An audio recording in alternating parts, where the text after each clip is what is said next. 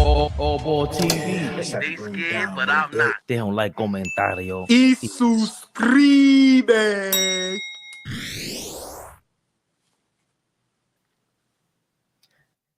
Yeah. Y'all got me today, y'all. Y'all got me today. For a little bit. I'll take care of the people. I will take care of the people. We got some AI producers in the mix because we got niggas is in the background. It's all right. I knew I was gonna be by myself today, so I cleaned up properly, put things together. You know what I mean? That's a nice half Windsor you got going on, man. It's What's tight. going on? You're half Windsor. Half Windsor. The full Windsor comes out when we go to the events. This is work today, so half Windsor. Right, but it's tight. Like it's tight. It's tight. I give classes. I give classes on these things. Just ask, and I shall appear. You give half Windsor not to classes? I give tie classes, how to tie a tie classes. Many different styles of tying a tie. Basic, like you said, half Windsor, full Windsor. You know, I know how to flip it to the front where you can see all the intricacies of how the tie looks on that fly shit. I do all kinds of fly shit. I'm gonna test your flyness to the next degree. What you got? Can I tie a bow tie? I'm with that too. Oh, I'm with that too. Shit. I'm with that too. Whatever niggas need. Whatever you need from me. Inshallah. Inshallah. Shout out to all my Muslims out there. We ain't trying to be funny, but we are. At all. We ain't. Come on, man. There's no disrespect. None. Durant's a loser. Thank you, Wolverines 1986. I don't recall seeing you here before. Darlene P, what up, baby? I'll be on the camera in a second, guys. I'm just running home from work. Traveling vehicle. But I was getting... What's the word? In Spanish, you say, Flea me estaba dando un boche. Un boche que me estaba dando. You was getting chastised. Chastised. That's what you was getting. You was getting chastised. Okay, so where do we stand with Tibbs? Am I confusing you? Because nah, man, I'm better than Men's Warehouse, J. Cruz. God damn. Nigga said Men's Warehouse. Men's Warehouse. Listen, I'm a Burlington co-veteran, so ain't nothing wrong with Men's Warehouse. Listen, man. Y'all go shopping with me. We ain't going to Men's Warehouse. Listen, the last person we heard referencing, shopping with men, it's been a tough couple of years for that individual. They trying to kill me. Target suits is nasty. Yo, Wolverines, I didn't know. I this is your first time I'm seeing you here. No, respectfully. Keep bringing the heat, man. Flea's gonna threaten to block you and stuff like that. I'll unblock you because you got to bring the Target suits. Is banana. I never even seen a suit in Target. That's crazy. He said Target suits. That's nasty. I ain't gonna block you, brother. I love everybody except Sandman. I love you too, Sandman. If you heard that, J. Cruz got the hint, man. Trying to take me shopping. Yo, J. Cruz. All right, Jay. We're here today, ladies and gentlemen. We got some people in the building. We got the good folks in the building. La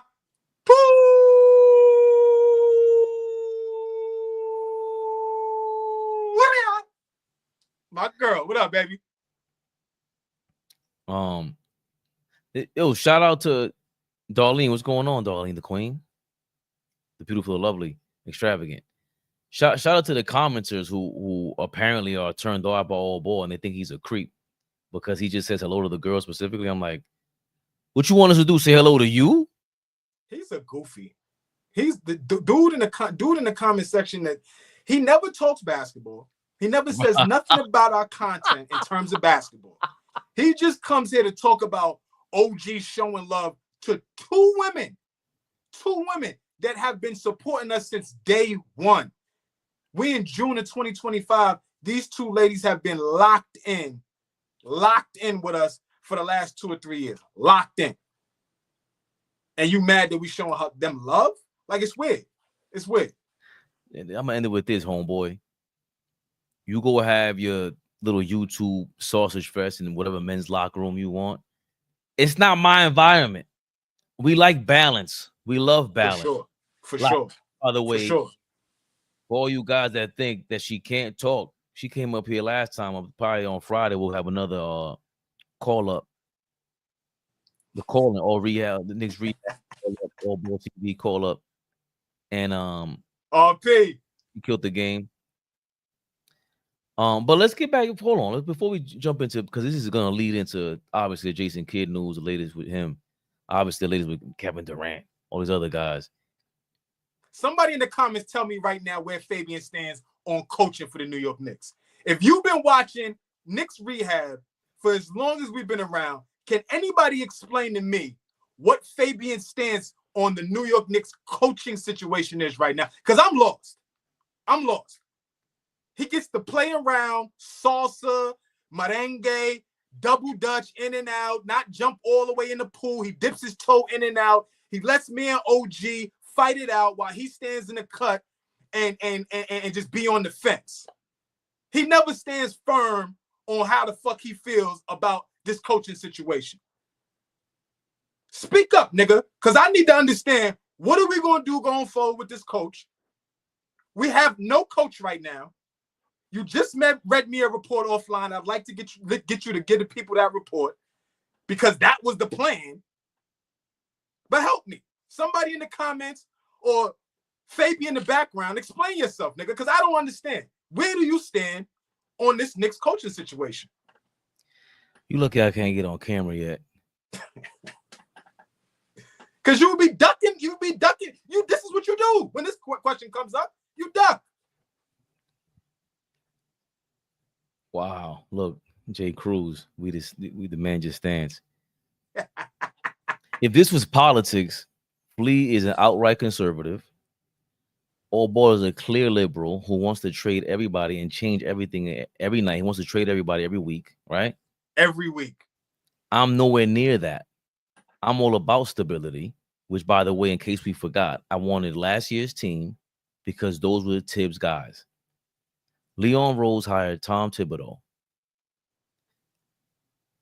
Did he hire Tom Thibodeau? Yes. Wait, I get the timeline confused. We got to think about that. Hold on. Let's be accurate. Tibbs is hired summer of 2019 or summer of 2020? Tibbs, so you're right now. Hold on. When is Tibbs hired? Somebody AI, is huh? AI producer, do your job, man. You can set us up with something, man. Leon would have had to hire him. Oh, look at the AI producer, is amazing. Look at him. He's going through his Harvard. Your man went to Harvard, bro. He coached there. He didn't go there. He went to Salem State something. Under Bobby Brown. I said Bobby Brown. You did. Bobby Knight. That's crazy. 2020. 2020. So, right? So what you call it had to hire him. Yeah, Leon Rose was definitely there. I mean, like, I know it's a dumb question, y'all. Sorry. Leon did hire Tibbs. OG's having technical difficulties. Now OG Anunoby, AllBall's having technical difficulties, guys. So they hire him, and I'm like, okay, I understand the tough-nosed coach. It reminds me of when the Yankees had homeboy before Joe Torre came in. Showalter, who the Mets just hired a couple of years ago. Tough-nosed guy. Joe Torre comes in, he's more laid back. Similar to Mark Jackson and Steve Kerr. What happened? RP the only one that make me laugh in mid-sentence, man. RP crazy. How does RP know about this American culture, man? Bro, RP is cultured, man. Leave that brother alone. He's reincarnated, man. He spent at least 30 years over here in the States, man. Somewhere. And so Leon Rose hired Tom Thibodeau, and not that I disagree with this, is man, I heard all the the rumblings and the way he didn't play the rookies. I wasn't mad. Like there's so many things about Tibbs that I like. The hard-nosed stuff. The fact that Julius Randle was playing the way that he did, the stance that he took with Kemba Walker was like, yo, I'm not playing him. Benching his ass. I don't care what y'all tell me. I basically saying I didn't want him in the first place. You know, IQ. You need a towel? Why? No, because you got to be sweating right now after all this merengue and salsa you doing right now. Let me get this nigga a towel. I'll find a towel for him. Go ahead. But it's leading to what I'm saying. Like you feel the way you feel, and AllBall feels the way he feels. And I don't the feeling about Tibbs is, yo, he did a great job for him. Like he did his job. But at last year in the playoffs against Philly, I keep saying the same thing. I saw his flaws, bro. You don't know how to rotate these guys. So you're not the guy that's gonna get us in a championship, because when it comes time to make these decisions, you can't be here. I mean, is that clear, or is that cloudy? Your regular work. Yeah. It's just your regular work, your consistent work. I mean, how is that? That sounds consistently inconsistent. How is that not clear? If you're a good coach, but great coaches have to take you to championship level. 1,000%. You have good players. You got stat stuffers. I don't, he got rid of Cam Reddish. He filtered out a lot of bullshit. But again, when it comes time to in-game decisions, the strategies and all that, bro, you need to be able to do it. That's not him. So now when I say we got to get rid of Tibbs, yeah, let's get rid of him.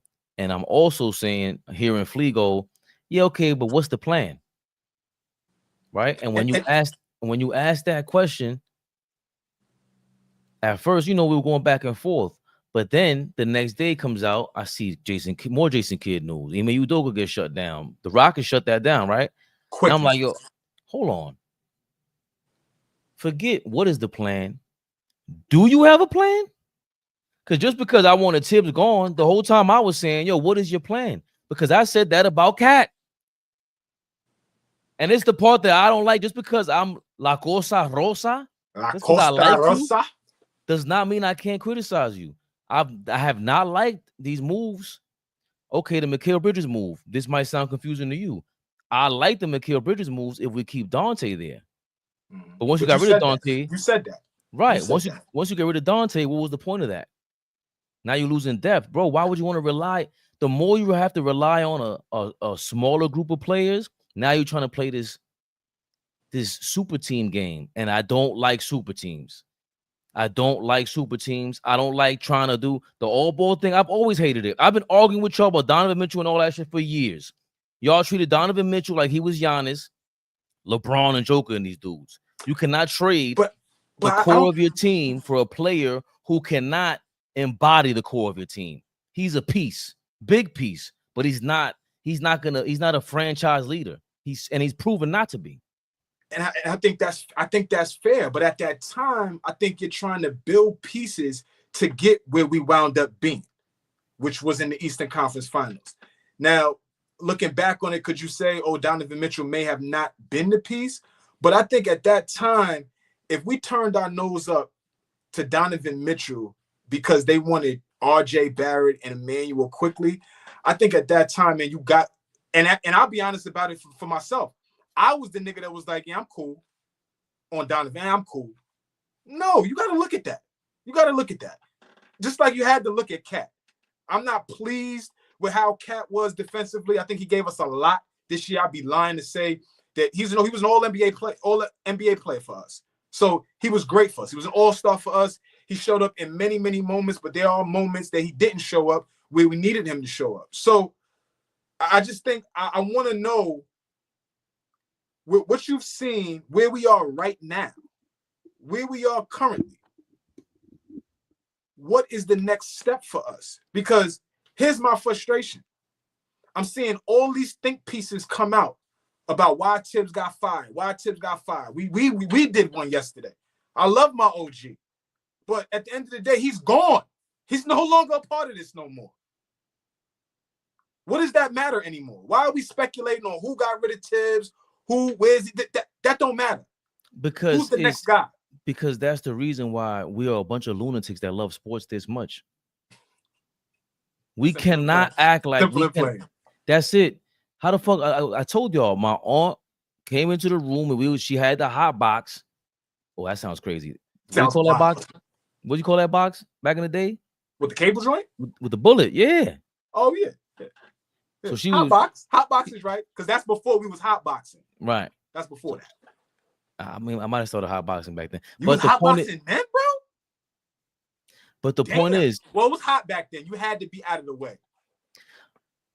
She said, "What are y'all doing watching grown men in their underwear wrestling? Like, what are y'all doing?" And going back to the Donovan Mitchell thing, you just mentioned Emmanuel Quickly and RJ Barrett. No, they were trying to get Mitchell Robinson, and that y'all was saying, no, not you back then. You now are saying, yo, what was wrong with that? And now seeing Mitchell Robinson is like Mitchell Robinson's a part of Tom Thibodeau's core. Again, stay consistent. Leon Rose hired Tom Thibodeau. This is his playing style.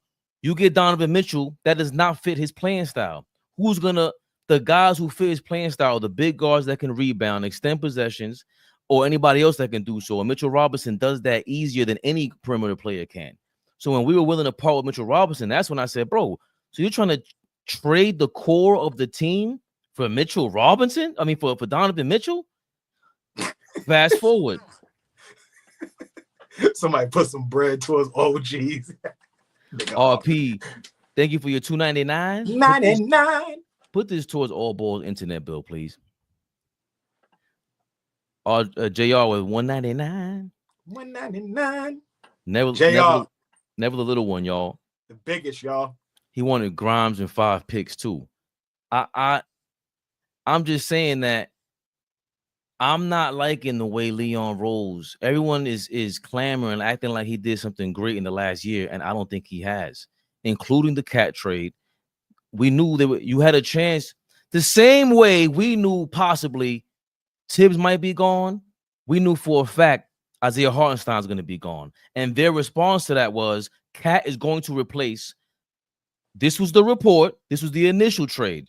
Cat is going to replace Mitchell Robinson, Julius Randle, and Isaiah Hartenstein in a Tom Thibodeau system. That makes no sense. That makes zero sense. Saying it like that, the way you said it like that, makes zero sense. So when y'all ask me, what don't you like about the trade? That's what I don't like about it. Did I ask you about the trade or about coaching? I'm walking down the line, baby. Like all right, go ahead. You see this? You see this salsa shit? He's on there. See? Look at him get busy. Look at him. Look at him get busy. Look at him. Look at him. Look at the naturalness in it. Look. Bend your knees, nigga. Get low. Get busy. Look at him go. This is what he does, y'all. I'm asking him about coaching. He wants to walk me down memory lane. Well, because it fits the whole timeline. Because if this is the coach you wanted and you were so eager to go away from his play style for the sake of getting big names, this is the point of that. You were doing it for the sake of a big name. You weren't doing it for the sake of basketball. That was my thing. Like, bro, you got the connections. I get it. I don't care about your connections. What are y'all doing? Y'all got Jalen Brunson. You added Jalen Brunson to the core. You added Jalen Brunson. Oh, okay. I like that. So when the Donovan Mitchell talk started again, I said, you cannot have Donovan Mitchell and Jalen Brunson there. You're going to trade Mitchell Robinson. Who's going to be guarding the paint for them? Who's going to hold them down defensively? Oh, it doesn't matter. Just get the star. Y'all just talking some bullshit, man.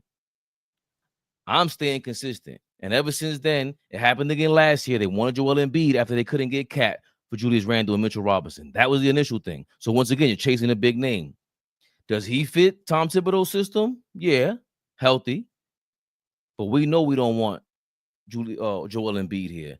Now, fast forward with Tom Thibodeau. Maybe this is the confusion. I was so hyped about getting rid of Tibbs that I do have to take a step back and give you credit. Yo, hold on. We haven't heard a plan yet. Because to this day, you might be fielding and courting Jason Kidd, but where's the list of coaches? This is what we've been talking about for a year because you hate our list. You hate when I mention Jeff Van Gundy. But if he comes along with Ty Lue, we don't hate it. But I just don't want us to get into a position where we are right now. Look where we at right now, Fabian. Look where we at. We at a place where graphics are coming up about Melo. Carmelo Anthony, right? Metta World Peace, formerly known as Ron Artest, is going around on a press tour campaigning to be the next Knicks head coach. Udoka turns this down. I firmly believe at some point that the report is going to come out where Jason Kidd says, go to hell. Like, what's the real plan? Because niggas could talk all day long. We had to get rid of Tibbs. We did it. But now we in grave position. Everybody and their mama thinks we a championship level team with what coach? But hold on. So that's where we agree on, right? Hold on. What is the plan? What are we doing? Because with these set of players, you got to have the right coach for that. And I don't know if we've seen Jason Kidd coach that. I know Ty Lue. People just throwing shit to see if it sticks at this point. Right. But we're not. Hold on. But we're not talking about people. You called me out, and my position is clear. We had to get rid of Tibbs, but why are we the ones creating a list? This is the same position we've been in the last 8 months, last year and a half. For sure. We still in the same boat. So we getting a new crop of players. Hold on. Nostalgic Nick, shut up. You tell me a plan in the chat and then let me know. If not, be quiet. Because you're always talking that bullshit. What is the plan? I want to know what the plan is. Nobody knows the plan. And it gets leaked. And that's Leon Rose and them. What you gonna do? You gonna come up here and say, Leon Rose, you coward, like Stephen A. Smith. You need to come to the pulpit and answer these questions. Blah, blah, blah. Yes. Because we're too close. Metta World Peace, OG, everybody in the basketball community said the Knicks are a championship caliber team, right? We can't revert. And also, I want to go back. Bring Johnny Bryant in next year and then say we winning the chip, y'all. I also want to go back to something you said before when you said you just want to be relevant. Somebody said that it's not just being relevant; it's being competent. And I don't know if this speaks to competence as much as it speaks to star chasing. That's what this shit feels like. You want to go after Jason Kidd? Why?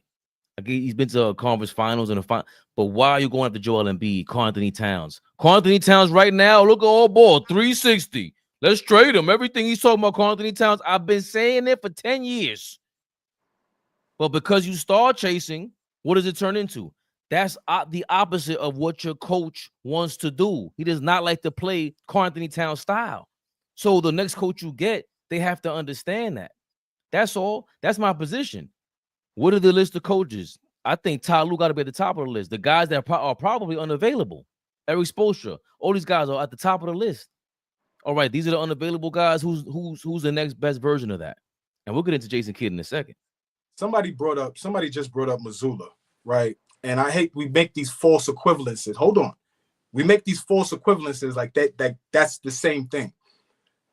You walk me down memory lane. Let's really walk down memory lane. That Boston Celtics team has been knocking at the door for 6 or 7 years. Jason Tatum was a rookie in the Eastern Conference Finals. Udoka had them in the finals.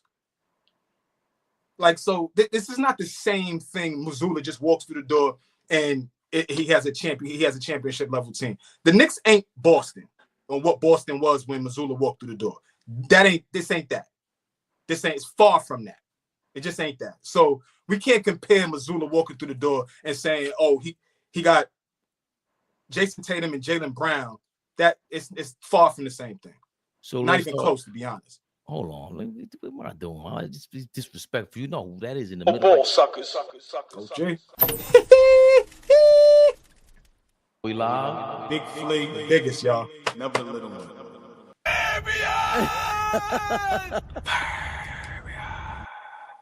No, I did not step on my tippy toes. Whoever left that comment yesterday, you bastard. And y'all know what this is. Knicks Rehab, y'all. Listen, jump right into it. You just said we're not a competent team. We're not a championship team. And Big Queens was in the building. He spoke on it.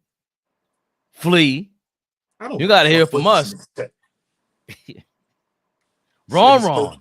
This nigga's coaching that Cal Fullerton. Let me be nice. Go ahead.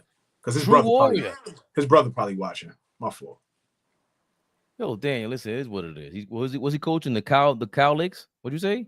I don't know, but here's Ron. They got to start somewhere. Let me be. I'm wild. He got to start somewhere, right? You want to coach? You got to start somewhere. Here's Ron Artest on his opinion of the Knicks season, how it ended. I think that this roster, because I don't, and I love the Knicks, I don't think they're a championship roster yet. Do you, with whatever tweaks you might do you think it's a championship roster?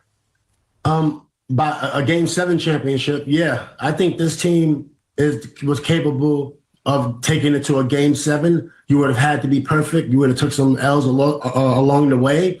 But when you look at the team, it was this is no disrespect to Tibbs. I'm just talking about the game. Mm-hmm. But when you look at what happened, a 3 seed against a 4 seed, home court advantage, lost home court advantage, by the way. And when you look at some of the defense that was played in the end, there was a lot of small errors, a lot of closeout errors, a lot of closeouts. You know, you go, when you're closing out to a shooter, you sprint and then you chop. Yep. You sprint and then you chop. And it's things like that. I don't want to get too much into it. You're right, though. I get these little things. And this game is a game of inches. And that's what people don't understand that I understand. When we was playing the Boston Celtics, we was down 13 in the third quarter in Game 7. This is a game of inches. So you got to do everything right. So that's why I say it don't matter who you got. This team, they totally could have been in position. Now, keep in mind, I played for the Pacers. I got a real great relationship with the Pacers ownership. I never go to a Pacer Knicks playoff series because I'm too conflicted, honestly. But I do want to coach the Knicks. And like I said, what I saw was some little errors. There was a lot. You can go back at the end of those games and you'll see those little errors. And this could have easily been, 1-0.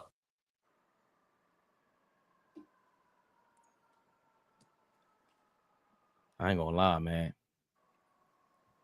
I got like Kanye vibes off that, wrong. I'm gonna coach the Knicks. It's a pretty big steep to go from not coaching anybody. I mean, JJ Redick did it. If Ron gets a podcast and shows us what he could do on a podcast on YouTube, then JJ Redick could do it too. I mean, Ron could do what JJ Redick did, man. AllBall. You've been screaming we were a championship team for most of the season. And I don't know, last week you changed your mind, I think. But what do you feel about what Ron Artest said about us, the way we could have won the championship this season? I mean, he's 100% correct. I didn't change my mind about anything. I was, consistent. I thought we was a championship contending team. Ron Artest coaching the Knicks isn't realistic, but why couldn't he be on the coaching staff? Just like I see Omar Cook, big shout out to him. He's on Cleveland Cavaliers coaching staff. So, I wouldn't see a problem with that. But what Ron Artest said, I 100% agree. We are a championship contention team, especially for me, thinking about next season with what's going on with Boston, with what's going on with Philly.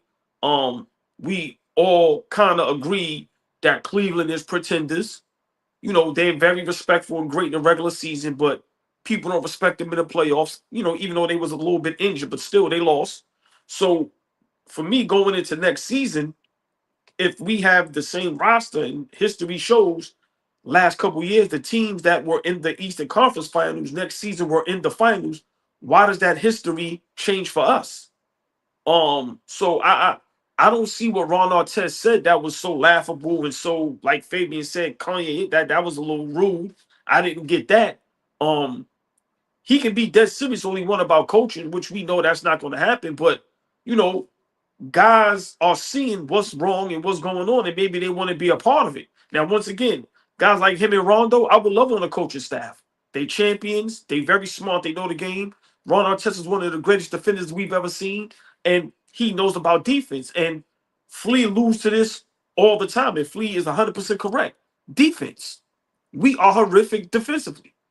And our two best players need to be taught how to fucking play defense.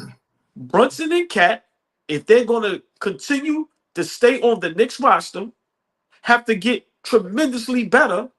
And if you're not going to get better, get smarter on defense. At least. Okay, if you can't slide your feet, if you don't have it to just be a decent defender, cool. But be smarter. Don't commit the dumb fouls. Don't just do dumb shit out there. So, but I agree with Ron Artest. And it may be by default, but like I said, I keep bringing it down. No Tatum next season. Fabian always says he doesn't believe in Philly at all. A lot of people don't believe in Cleveland at all as far as a threat. So now, who should be the best teams in the East next season if it's not us in Indiana? Are we now really going to just prop up Orlando and Detroit past the Phillies, the Bostons? So for me, I'm looking at it from that standpoint why I think next season we should be championship contention. Just solely based on that, especially if we bring the same roster back and then we bring in a coach that know how to tweak little things. Maybe we get a better player, a little more depth coming off the bench, even if it's one guy, because I'm pretty sure Precious is very unhappy and he's out of here. So I don't see what Ron Artest said was wrong or laughable. I 100% agree with him. Now, before I let y'all cook, if Boston is coming back fully loaded, if Philly, like Flea always say, had time together, right? Because Embiid been in and out. Like you said, your man Podcast P, no, I know I don't believe in him at all. But if Philly stayed together and had a little bit of chemistry, then I would get it. But those teams right now are no threats at all. So I don't see why we can't snowball what we did just now and get to the next level next season, especially when history has been saying that the last couple years, the last couple teams that were in the conference finals went to the finals the next season. Why should that not apply to us? So I totally agree with what Ron Artest said. Now, the coaching thing, people can laugh at it all they want. Of course, I wouldn't want him as my head coach, but I wouldn't mind him on the coaching staff. Like I said, I see big shout out. I'm going to say it again. Omar Cook is on the coaching staff in Cleveland. Sham Gardner's on the coaching staff in Dallas. Big shout out to them brothers. The Knicks, I'm going to be honest. You need some youth. You need some guys that's relatable. And I would love Ron Artest if he could just try to teach guys, just play smart on the defensive end. Our guys look like they don't know how to close out. Like he said, with that sprint and chop, guys don't know how to do that. Committing dumb fouls, knowing where your hands should be and things of that nature. Maybe we need somebody like that in there to maybe attempt to teach that. But I'm all for it. Because Flea said the other day, anything to get the championship. But we need some youth on that coaching staff. And by the way, champions know what it is to play at that level. Know what it is to be in game 6s and 7s down big, coming back. So I have no problem with Ron Artest said. I would 100% agree with him, and I would love him to be on the coaching staff. Not the head coach, but the coaching staff. And he doesn't have to be the lead assistant. Remember, you got 4 or 5 assistants. So, of course, he doesn't have to make decisions. But I would love for him to be in the huddle when we got a defensive stop, when we have to get a defensive stop, things of that nature. So for me, I know, a lot of the basketball joke now is once again the Knicks, we want to joke and play and laugh. But in all seriousness, there's some guys that can help us out. And I would love for Ron Artest to help us out if he wants to do that. Like I said, not give him no type of, rope where it's like you can make this. No.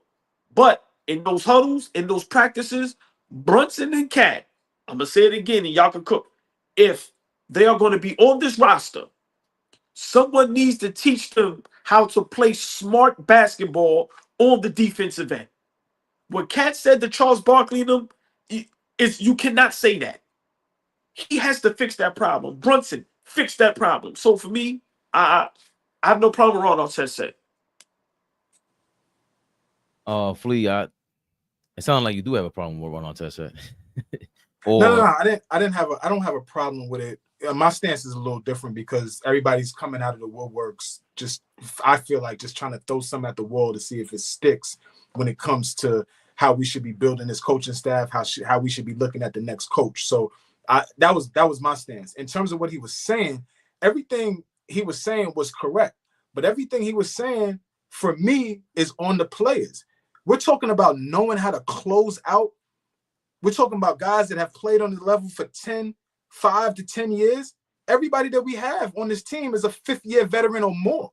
And we're talking about knowing how to close out. How many times do I come here throughout the season, throughout the playoffs, talking about guys don't even have a hand up on the closeout? So maybe, let me walk it back. Maybe I'm giving these NBA players, these professional athletes, a little bit too much. Like you say, OG, some of these teams, their IQ is just gone or non-existent. So maybe there is some like actual direction that these niggas need. I didn't think that we were there, but if that's where we really at, then let's get down to the nitty-gritty, back to the details, back to the bare bone, because guess what? Championship teams are about, like he said, detail, the small inches. All of that stuff matters. If we got to get back to that, I'm cool with getting back to that. But if Jalen Brunson has been with Jay Wright, Carlisle, Kidd, and Thibodeau, and he still can't defend, what other guy we gonna bring in here to help Jalen Brunson be a better defender? Who? But I told you, I got 2 guys in mind. Ron Artest and Rajon Rondo, who were great defenders. And Flea, just real quick, I know it sounds crazy, but me being 47, there's some things that I supposed to know that I actually don't know. And a person may think you're playing or being sarcastic. Yeah. I'm going to be honest. Brunson and Cat may not know how to play defense because they never probably had to. And I know it sounds crazy, but for me, Flea, and I'll let you finish, for me, it ain't even a point about, all right, you can't play great defense. Okay, cool. You can even play good defense. Okay, cool. But can you play smart defense? Can you know when not to? Like, the fouls Cat commits discipline, where he can't stay on the floor, is sometimes mind-boggling. So for me, you know, Brunson and Cat, as crazy as it sounds, Flea, you're correct. Been in the league for how long? Been great players since high school. Y'all still need to be coached and helped with certain areas of your game, because it's clear we lost in the conference finals because y'all couldn't defend. That is one thing we can't argue is that right there. I can argue about Tom Thibodeau all day, but there's one thing that the whole world cannot argue. Karl Anthony Towns and Jalen Brunson, because of their defense and lack of, is why we lost that fucking finals to get to the finals. I'm not arguing with nobody about that. That's a fact. It goes back to what I've been saying. It sounds like a broken record. We already knew they couldn't play defense. I don't know where we get this from. A coach is going to come out of nowhere and change Trae Young's style of defense, John Morant's style of defense. They don't want to defend. Allen Iverson did not want to defend. He just played the passing lanes. I don't know if Magic Johnson wanted to defend or not, but he became all right, led the league in passing, but he used to get cooked. Some people can't play defense. It's not their skill for whatever reason, effort, whatever it is. I don't expect you to do it. If you go and figure it out, you would turn into a whole other player. Jalen Brunson, it wouldn't even be a question about if he's All-NBA or MVP category. He would be a whole nother player if he was a defender. Karl Anthony Towns, if he played defense, we're talking about a perennial MVP candidate. He doesn't want to play defense. Doesn't pay any mind to it. Some people want hezzy all day long. Everybody has their own talent, their own superhuman skill, and they run with it. Can I ask y'all a quick question? I don't know. Please laugh. I'm trying to figure. There was a question in the chat that said, with all this being said, why are we blaming Tibbs? I just thought that was a funny question. That's all. Well, I wanted to get back to blaming Leon Rose, because that's what I started with this. I don't like what he did for the last year already. You knew you were losing Hartenstein. That's how we started the show off. You knew you were losing Hartenstein, and ever since then, you have not made great moves. You have a coach in Thibodeau, regardless of how we feel about him. Again, we know his coaching style. It's evident. It's crystal clear. He doesn't play the bench much. He wants you guys to rebound, defend. He's not defending the three-point line. It's not what he does. On the offensive end, it's not going to be any imagination. That's not who he is. He allows you to play one-on-one. And within that, we've seen all NBA players and other guys become way better than what they were. Isaiah Hartenstein, Julius Randle, IQ, all these guys played better than what they were. But you went against your own coach's coaching style. That never made sense to me. That never made sense to me. So it starts with that. Just the same way you have to build a team around a superstar player, and a superstar player is going to catch all the flack like a LeBron James and Michael Jordans of the world, Steph Curry, whoever it is, Jalen Brunson, Cat, maybe they're not getting enough smoke. And maybe that's why y'all are saying we should harp on their defense. All right, cool. But to me, I'm more disappointed in the fact that you couldn't figure it out offensively if you two guys are the offensive gurus in the league. You guys are two all-NBA players, not because of your defense. It's because of your offense. And that was lackluster. We didn't even want you back in the game in game one, Jalen Brunson. That's how bad we looked with you compared to when Cat was in the fourth quarter. We didn't need your offense. And we definitely didn't need your defense. So, again, that's the coaching part. But it's also Leon Rose did not give Tom Thibodeau his guys, period. And I said this from the beginning. It's not like I'm saying it now. You don't take away your coach's tools. That's what they are. Let me go get this. Get this out the woodshed. You just complain about our bench flea like you can't even play them. Yes, you can. Yes, you can. You can play them the right way. They can buy minutes for your starting lineup. They can buy these guys some time to sit on the bench and get some rest and get back in the game and do what they do full throttle. But these are all the differences from being a championship team to being just being around and being relevant. Like niggas say, I want to be. That is the difference. You said buying time. You could go to a bench to buy time. No, I want to be able to go to my bench and rely on my bench. I want to be able to go to Nas Reed and say, Nas, I need you to come in the game, and I need you tonight. I need to be able to go to my bench and say, hey, Malik Monk, I need you tonight. You need to get me one tonight. I need to be able to go to my bench and say, Obi, hey, we need to have you play at a different level tonight. The Knicks couldn't go to their bench for anything like that. Okay, anything. And then we don't defend. So just my quick point, I'm gonna let you go. But we don't get no production off the bench, and we can't defend. How we gonna win a championship? Fine, but with the defense part, there's lineups that we had that could circumvent all that shit. So I don't want to hear that. There was a way around. We're not good enough to try to circumvent some shit. We did that. We did it against the Pacers, the Celtics, and the Pistons when Mitchell Robinson was in there. With Mitchell Robinson and Deuce McBride. So to say that we didn't have the lineups for that, that's a lie. What's also a lie is that you can't have your bench come in there and just that's what the Miami Heat did. That's what all the super teams did. That's the style that Leon Rose put out there, was a super team style offense or style competition, whatever it is. That was our style. You got two guys super duper stars. You got two guys supposed to be super duper defenders. How do you work your way around? You got to mix and manage all that. To say that they didn't have to get the bench, be more creative with the bench, doesn't make sense, because now you're asking the bench to do something that they can't do. Again, you creating an expectation that could never exist. That's not realistic. That question should have been posed in August and July to that front office when they got Shamit and Campaign. And we like, what the hell is this? That's not going to be our backups, are they? And it turned out to be that. Now we're going to rely on Tyler Kolek, and your coach is Tibbs. He ain't playing the rookies, and he's going to go to Campaign. That was Leon Rose's fault. So we gave a lot of smoke to Tibbs. We ain't giving enough to Jalen Brunson or Cat. But my beef now is starting to be with Leon Rose, because I don't like this plan. I don't like Jason Kidd actually as a candidate. We'll get into that in a second.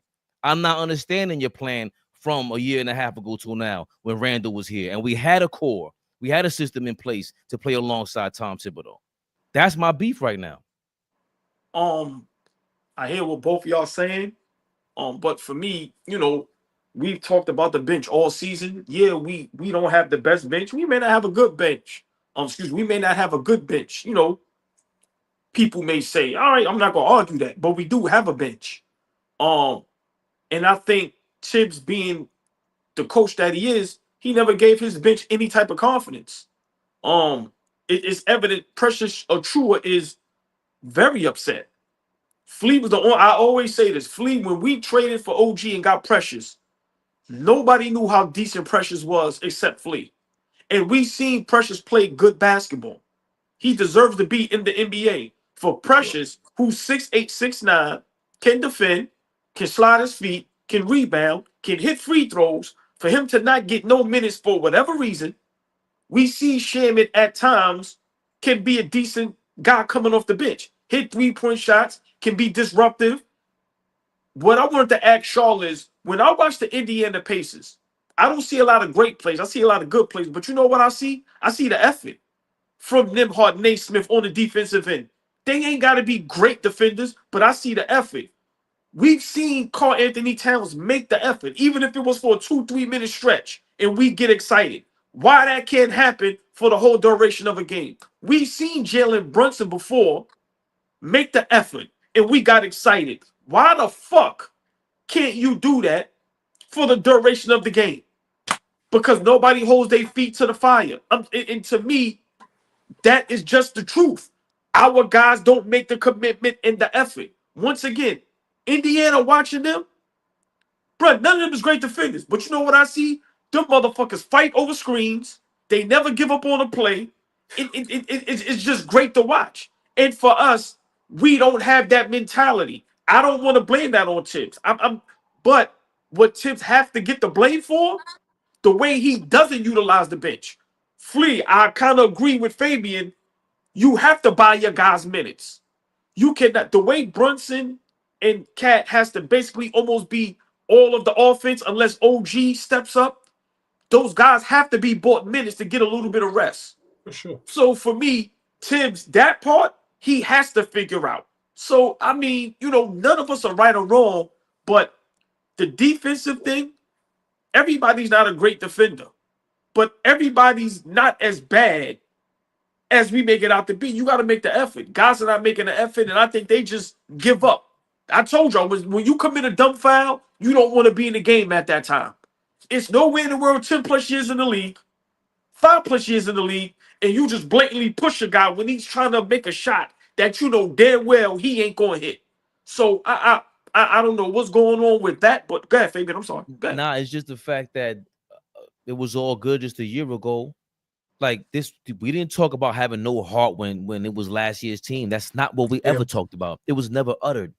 It was a one major change, if we're gonna keep it real, and one of the leaders of this team, that there's a heart transplant that took place, and he's the guy that's constantly considered soft throughout his whole career. We can't just, the whole thing about wanting to play defense is that, bro. I'm to be honest, I don't understand that part. I see it in every single sport, even in boxing. You got people who don't have defense; they all offense. That's what it is. So if I'm not gonna expect you to go. I've never seen Karl Anthony Towns play anywhere near all defensive level, let alone a good defender. I have never seen it. Maybe in college, I've seen the highlights, but I don't. At that point, that's Leon Rose and that's Tom Thibodeau. How are you surrounding Cat to make it easier for him? Because he should not be at the top of the key, dropping coverage and all that.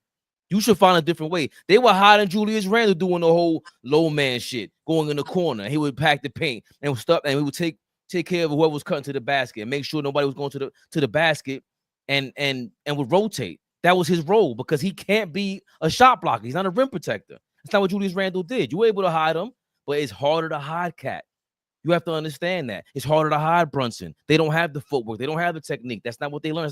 It's not what they want to do. And defense is all effort. And if you don't even want to do it, how am I going to expect you to do this thing? It's not going to happen. Again, we didn't talk about this last season. We didn't. All this hard shit, what happened then? What happened since then?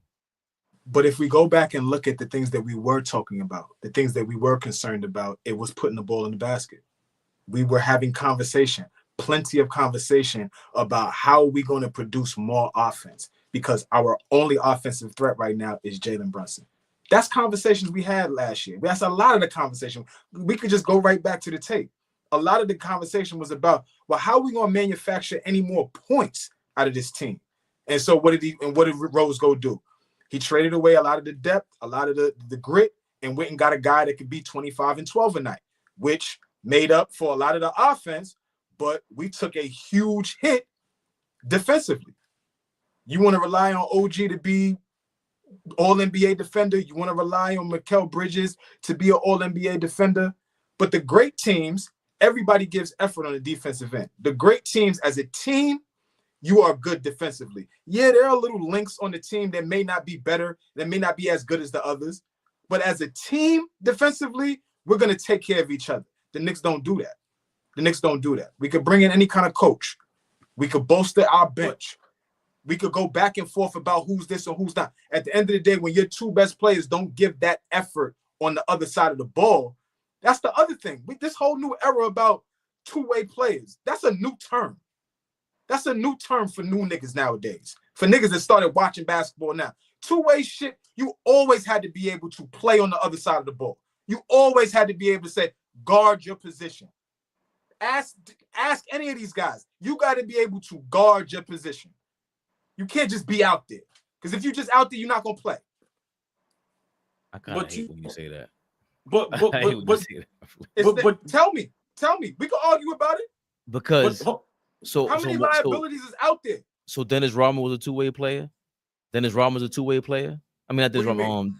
Dikembe Mutombo, Dennis Rodman, Mark Eaton. These guys are not two-way players. You could give Mark Eaton the basketball. He could put the ball in the basket. He could put you on your back. Dikembe Mutombo had to develop a jump hook to be even on the basketball court. Right. But what I'm saying is, even Akeem Olajuwon had to polish his offensive game because he was naturally just a more. I don't think this whole two-way thing. Maybe it is more. I think it's more scarce now that people don't play defense and don't play both sides of the ball. But it's not, to me, it's not all their fault. They took away all the rules for a defender to be able to defend. We can get into that. I'm just talking about the effort of a basketball player. I'm not. We could get into all the details and all that. I'm talking about the effort of a basketball player. That's it. It's way harder for them to show any kind of effort. They're showing you that they'd rather play offense. They're gonna pay me to do the offensive thing. If for me to play basketball 30 years ago, I had to show effort defensively, or I couldn't even play. I'm not allowed to play as a point guard and I don't defend. You better learn how. You better be an engineer or something like that of the offense. You better be a hell of a point guard. But I can't even name a bad defensive point guard that started in the 90s. Muggsy Bogues was kind of tough defensively. You know what I'm saying? Oh, and how tall was he? Your height. So right. How can he guard? How can he go out there and guard 6'4", 5, and 6 guys, and he's giving up 10 inches? Pause. How? Because we're talking about but he's not necessarily a two-way player.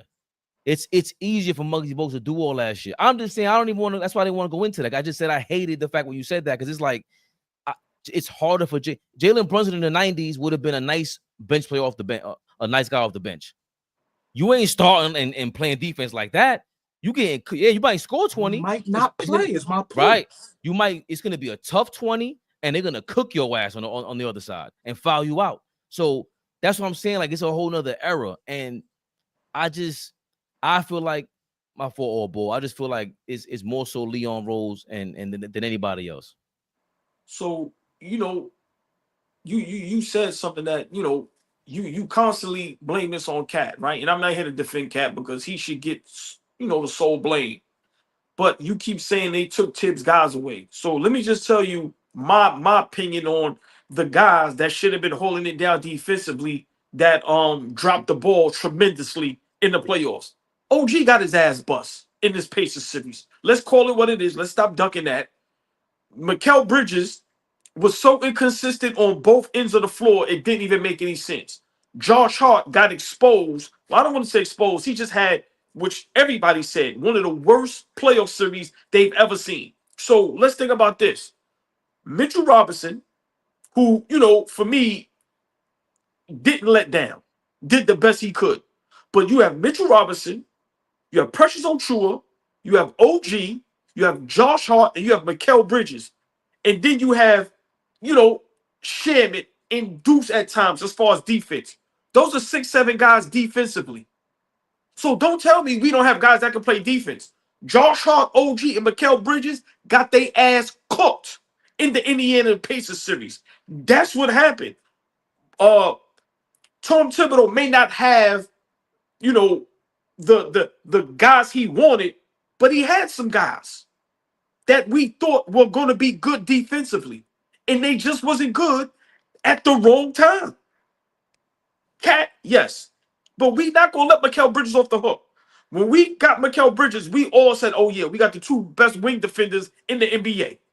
And we were ecstatic. Now, was Mikal Bridges okay for some time? Yes.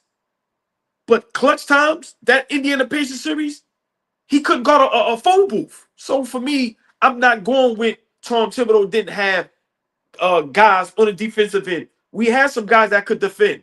It just seems like at times only Mitchell Robinson was the guy that was defending. Right, Precious never got in the game. but it's not just solely on Cat. Like I just said, if you knew you were gonna have Karl Anthony Towns, that means Leon Rose. You had to have asked Tom Thibodeau, can you coach this guy defensively? Are we gonna be okay? Yeah, sure. Get OG, get Bridges. Okay, what else you got? Deuce McBride. It wasn't enough Deuce, Midge with Cat in there. That's definitely on Tibbs. It was evident in game 1 when they brought back in Brunson. That was a big mistake. Why would you bring him back in if you know this is a defensive lineup? We're stopping them and we're scoring. There's no need to bring in Jalen Brunson. That's a coaching move. So to say that, yeah, he had the players, but if the coach ain't putting the right lineups in there, that's on him. It was working. No. My riff with you a little bit is, you said, we had a transplant and they took the heart. I know what you mean. And like you said, we got Cat, who's horrific defensively. But once again, we have defenders on the team. I'm just saying, I'm guessing that Leon Rose and them said, okay, knowing Cat and Brunson is this bad defensively, but when we got Mitch, Josh Hart, Bridges, OG on the court with them, that should help out a little bit. Let's be honest. OG and Mikal Bridges in that Pacers series, bro, they couldn't hide him. They couldn't hide him. Right, but when we talk about Hart, it's not just defense. We're talking about an offensive end. He's a finesse player. He's a jump shooting, spot up shooting dude. Again, Julius Randle is a rugged dude. He's an ugly play style. He's going for fouls. He's just naturally like that. I don't even think he thinks about having a heart. He's just going out there going bananas, knocking people over. He was punking LeBron and Draymond. When have we ever said that about Cat? He finally pushed somebody on Detroit. We were all having like, this is what I'm talking about. And we didn't see that versus the Pacers either. So when I say that heart transplant happened, come on, man. He's a lead dog on the Knicks. The Knicks signed up for him. Leon Rose traded. And that's what I said from the beginning. It's hard for me to keep blaming Cat when y'all traded for him. Y'all co-signed and you said you were going to figure this thing out. You knew what he was already. We've been talking about it. Whether y'all agree with it or not, there was enough basketball people saying, yo, if you keep Cat, will piss you off when you give him enough time. He might give you 60, but the next game, you're going to lose your mind. You're going to lose your mind, Flea. We don't really want to win. We don't really want to win a championship. What? We don't really want to win. I'm just listening, watching the comments. I'm listening to my brothers. I'm watching what the fuck the Knicks are doing right now. Niggas don't really want to win yet. We don't want to win. We just want to talk, stay popular, keep the back page. Knicks don't really want to fucking win. They don't really want to win. This shit is pissed. This shit is a joke now. This shit is a real joke. This shit is a real joke. You call me scared all you want. This shit is a joke. And at this point, you don't, nigga. None of us don't. We got all the answers in the world. But guess what? We're gonna start next season, and we're gonna have to work through some things. We're not gonna just pick up where we left off. And if we okay with that, I'm cool. We can change our expectations. But quick question. Just asking, why can't we pick off where we left off at? Why can't we? What is that? So help me out. What is picking up where we left off? No, Fleet. No. Hold on. You said it. I didn't say it. I'm asking you when you hold on. Because remember, you brought up the other day, last couple of years, every team that were in the Eastern Conference Finals went to the finals. So I'm asking you, why does that change for us? Why can't we be in the finals next season? Your opinion. Because just because that we saw that graphic and everybody from the Eastern Conference Finals the year before made the NBA Finals. All those teams was better than us. All those teams was constructed better. All those teams was better. All those teams played defense. All of them. And if y'all tired of hearing me talk about playing defense, then don't fucking talk about basketball. Because there's another side of it. Besides putting the ball in the basket, besides being an all-star, all-NBA player, all that fly shit, you got to be able to get stops. The best defensive team in the league right now is about to win a championship. You know why? Because they actually know how to get stops. Go look at all the other champions over the last 10 years. Go look at them. with the exception of Denver, all of them are elite level defensive teams. All of them. If I sound like a broken record, I don't care at this point. Nah, we gotta be able to get stops and defend. We don't do that as a team. I think you just said what I've been saying, but you just more raw and uncut about it. Like we're chasing the headline, chasing the front page. That's what I said about Tibbs bringing in Brunson, trying to steal the front page. I want Brunson to get the heroics out of this, and that to me that's what I'm concerned with. AllBall, the Cat trade, the Giannis trade, Jason Kidd. Why does it have to be bro? Who the fuck is Mike Denault? Who is that guy? Who the hell is any of these guys? Who the hell did the Phoenix Suns just hire? You could do your research and see who they are. You can see their background. Why does it have to be a high-profile dude? That's been my problem with this shit. Why do we have to go after Cat and these dudes? Donovan Mitchell, for what? These guys are good players. If you coach them right, get more guys like them. We didn't trade for Brunson. We added Brunson to the core. That's my problem with this, Flea. You just said the perfect fucking statement that I've been saying, but you said it more cut. We chasing these headlines, bro. The last week, 2 weeks has been Houston Rockets. The Knicks are interested in Houston Rockets coach. The Knicks are interested in the Dallas Mavericks coach. The Knicks are interested in this coach. Then they deny it. This guy denies it. It's been 5 days with Jason Kidd in the headlines. Come on with the bullshit already, man. So hold on. I'm being honest. Sometimes, y'all say y'all sound crazy. How are we chasing headlines? We the New York Knicks. We're gonna be the headlines regardless. Hold on. We were just in the listen. Y'all got y'all pennies in a bunch. All y'all want to. I'm not listen. We are the New York Knicks. We just was in the Eastern Conference Finals. We fired the coach that a lot of people said we shouldn't have fired. Y'all thought that was gonna be quiet? Y'all thought nobody was going to discuss that? Hold on. Did you say we chasing stars? What stars are we chasing? I thought if you so let me ask you a question. So we never supposed to try to go get a player? I'm just asking you. No, you asking me now because I don't want you to panties in the bunch. Nah, go ahead. No, because you going with you wanted Donovan Mitchell, correct? No, I'm asking you a simple question. I know. We never supposed to make 4 trades in 18 months. Y'all not even. I'm asking you a simple trades, OG. I'm asking you a simple question. Before the Cat trade, before any of that, I'm asking you because Fabian always says we're chasing. I'm asking you, should we not ever try to get a player? Yes, we should. We should try to get a great player. That's all I'm asking. Yes, but those are great player and players that fit your coach. What's your plan from the beginning to end? If you got Tom Thibodeau, who's a defensive-minded coach, why do you have 2 offensive-minded players who don't play defense in the starting lineup? Why? Because I just named 5-6 defenders we should have had that should have helped and covered that up. That's why. Nah. That's why. Nah. So the OKC Thunder are designed with 5, 6, 7, 8 guys. This ain't got nothing to do with OKC Thunder. We talk about the Knicks.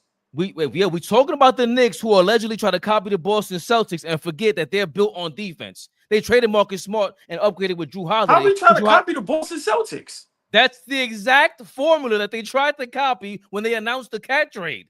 That was the replacement for Porzingis or the counter to Porzingis. It's the exact same thing. You always say that, and I disagree. Nobody try to copy the Boston Celtics. I know. We shoot 63s a game. Right. You don't think that. That's what the announcement was. We didn't shoot. Cat was brought here to shoot. He stopped shooting because he broke his finger. We forget this too. So regardless of how you feel about it, it's not about just chasing the great or chasing the star. It has to make sense too. You just wanted Donovan Mitchell just because he's a star. There's no other reason to have him if he doesn't fit Tibbs' system. I wanted Donovan Mitchell just because. What are you talking about? He's a superstar, New York City, we need stars out here. No, we need to play good basketball. Bro, you play good ball, we're gonna support you. You said you didn't want him because the backcourt was gonna be little, and I said, look at what him. And what's his backcourt? Darius Garland.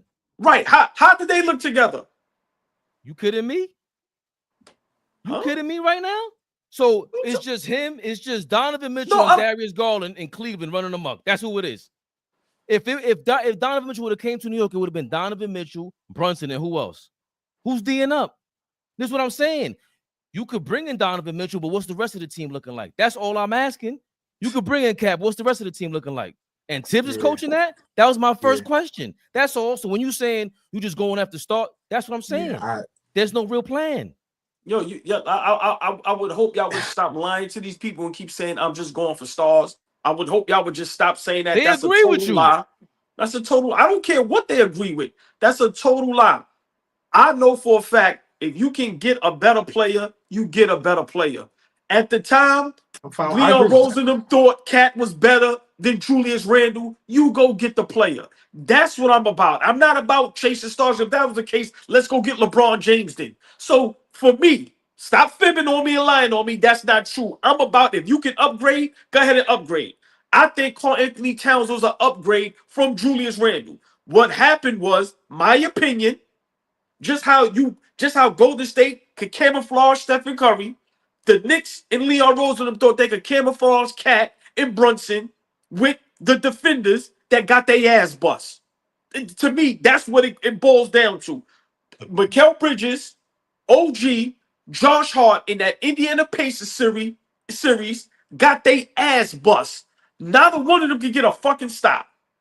To me, that's what it boiled down to. And then you got Deuce, Precious, and Mitchell Robinson. Those are other defenders. So don't tell me we don't have defenders. They just got their ass bust. To me, that's what it boiled down to. You have enough defenders around your two best players. They should be able to try to hide that shit a little bit.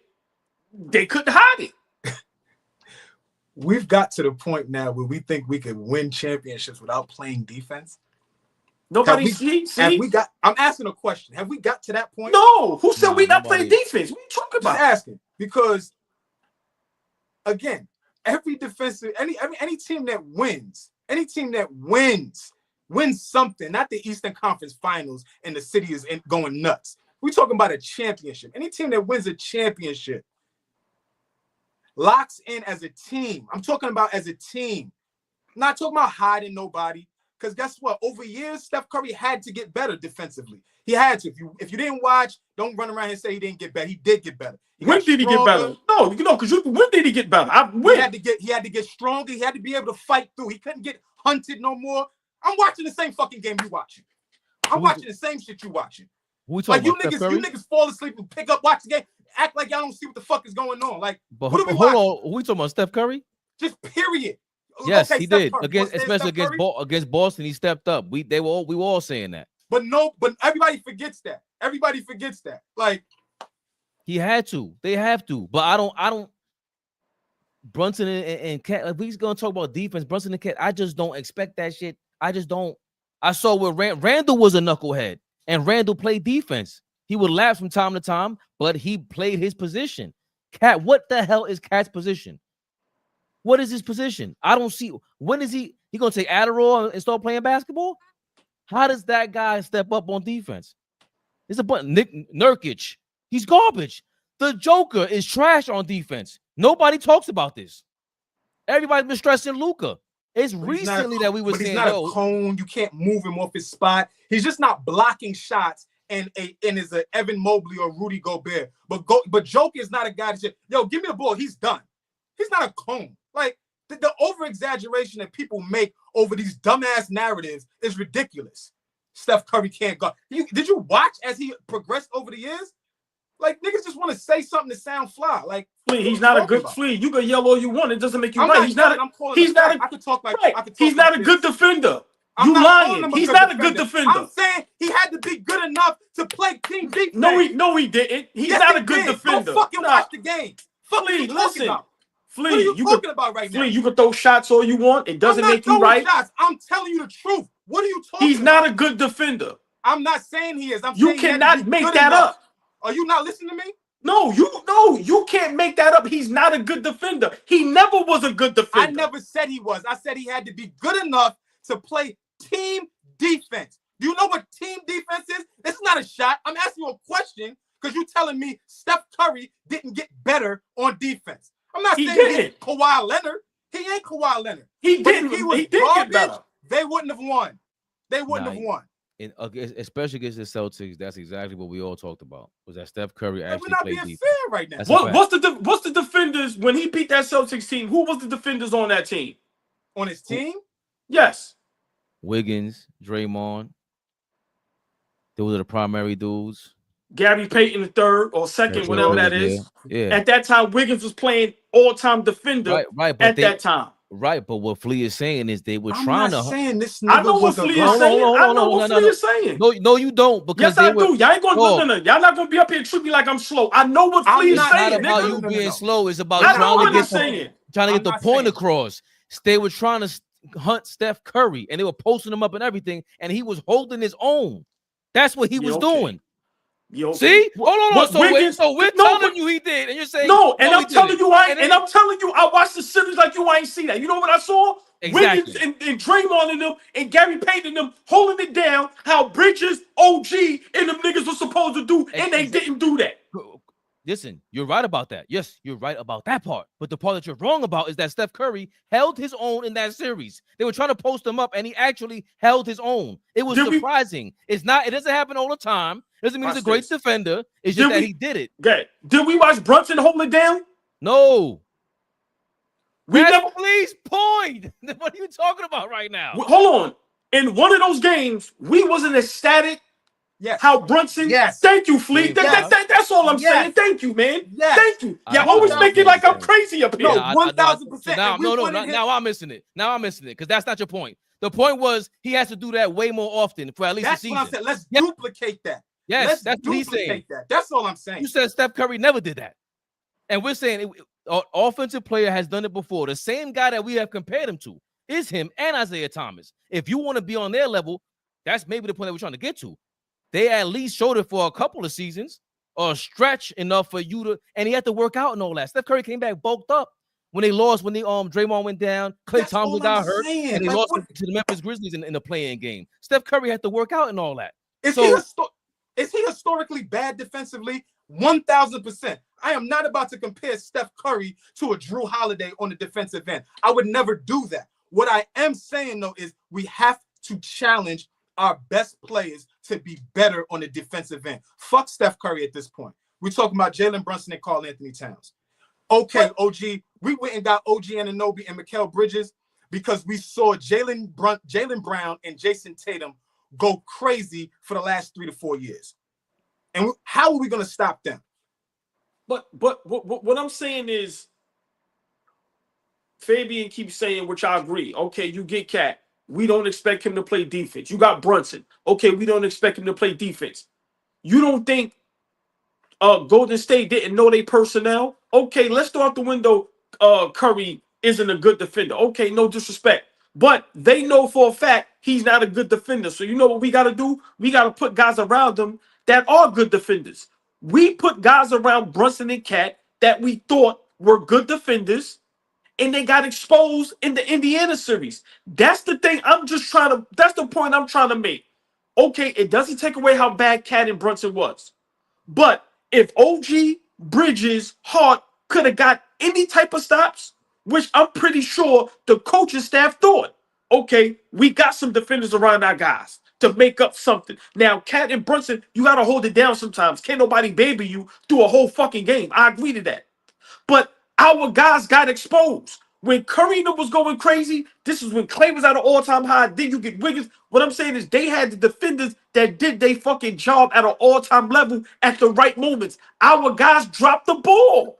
OG. Oh, and we got to be fair. We got to be fair with this one. Steph Curry has a generational defender on his team as well. Like a generational style defender on his team in Draymond Green. We thought we did too with OG, though. OG ain't gonna never be what Draymond is on the defensive end. I'm with you. I'm with you. I'm with you. I'm with you. I'm with you. 100%. I'm with you. But I'm just, we can put that Steph Curry thing to bed for a second. But he's right. He's had Draymond Green is in the conversation with some of the best defenders of all time, right? And so I get what you're saying. Like we can put that Steph Curry thing. I was just saying that he had to get better. He could not continue to be a liability. He could not be Kyrie Irving headhunting him every time down, right? Guys just trying to find him, putting him in the pick and roll. Come here, and I'm gonna blow past you, or I'm gonna just be strong with you. They couldn't do that to him anymore, and I'm hoping that they don't do that to Jalen Brunson going forward. If we bring in a guy, we got to challenge Jalen Brunson to the effort part. You are a 6'6" 6'1" point guard. There should be no reason why we think you're going to go out there and get stop after stop after stop after stop and then come down and average 25 to 30 for us.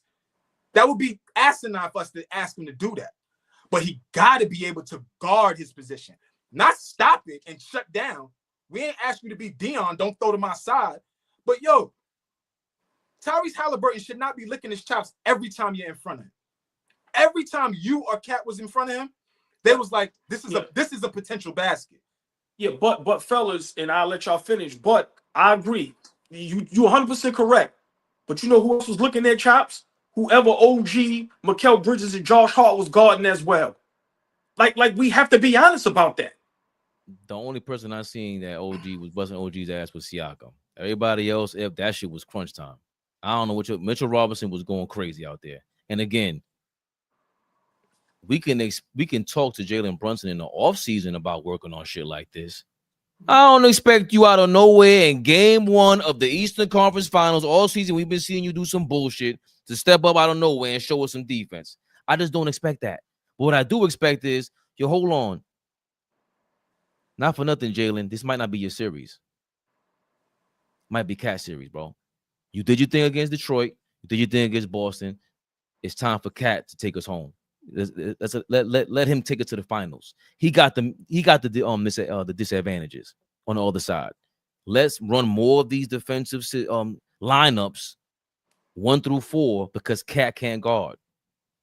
We have to scheme around them. We can't do it around you both. This is 10 guys that are coming out here for 48 minutes. Brunson, Cat, we can't have you out there for 35 minutes apiece. You ain't guarding nobody. That's what I'm saying when it comes to the coaching. Because Leon Rose and them already did their job. They already gave you what you wanted or what they could do. Now it's up to you to think that through. Yo, Jalen, you ain't giving us what you want. Tyrese is busting your ass. You can't even rotate right anymore. Where were all the charges you were taking? At least you had that before, but you can't mismatch. He's a mismatch on everybody.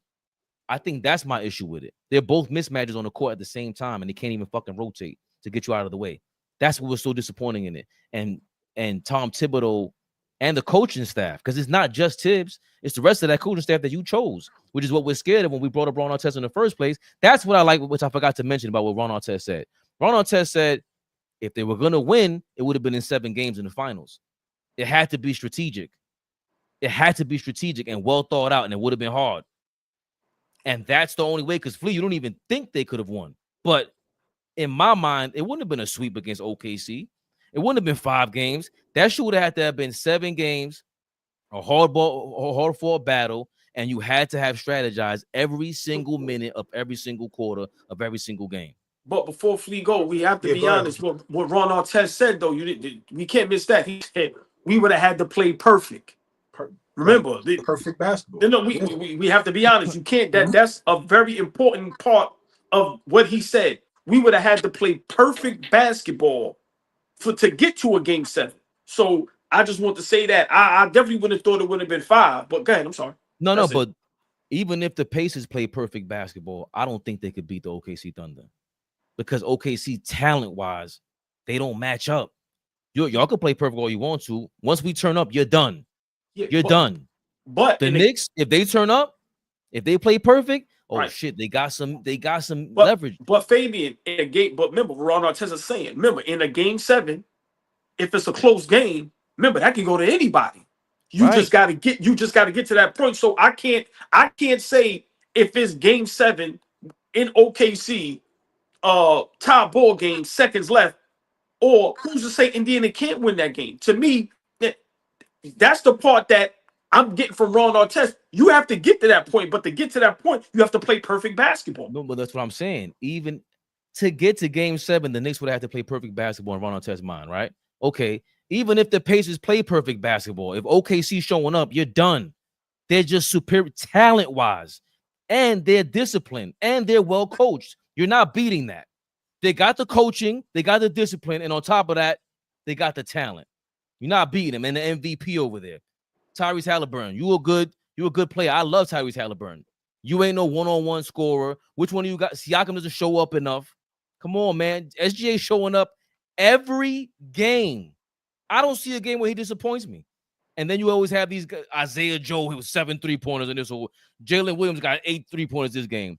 Aaron Wiggins showed up the other night and went bananas. Like, yeah. Like Caruso, they just some it's big that threes. Chet Yeah. Holmgren. Caruso had 20 off the pine, right? Dog. Like, But Chet Holmgren looks like a big ass tarantula out there. He looks crazy. That level of talent, and there's the only thing stopping them is the youth. It's the youth. That's it. They're just so super young. But aside from that, bro, that Dagno got them. Sam again. Speaking of general managers, Sam Presti done it again. He done it again. He got possibly another 3 All-NBA guys on the same team. So the Pacers don't have that. They ain't got 3 All-NBA guys on that squad. That the Knicks potentially. We definitely got 2 with Karl Anthony Towns and Jalen Brunson, but we even get to talk about any other All-NBA players or which y'all want to go to next.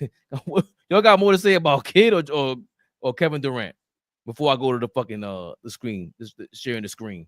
Nah, I mean, I think when I jumped in, pause. I heard y'all discussing the coaching thing. I just feel we getting a little beside ourselves. I don't think we have to hire a coach today.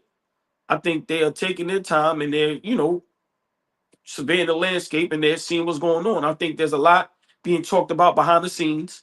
And I just think we need to calm down and relax.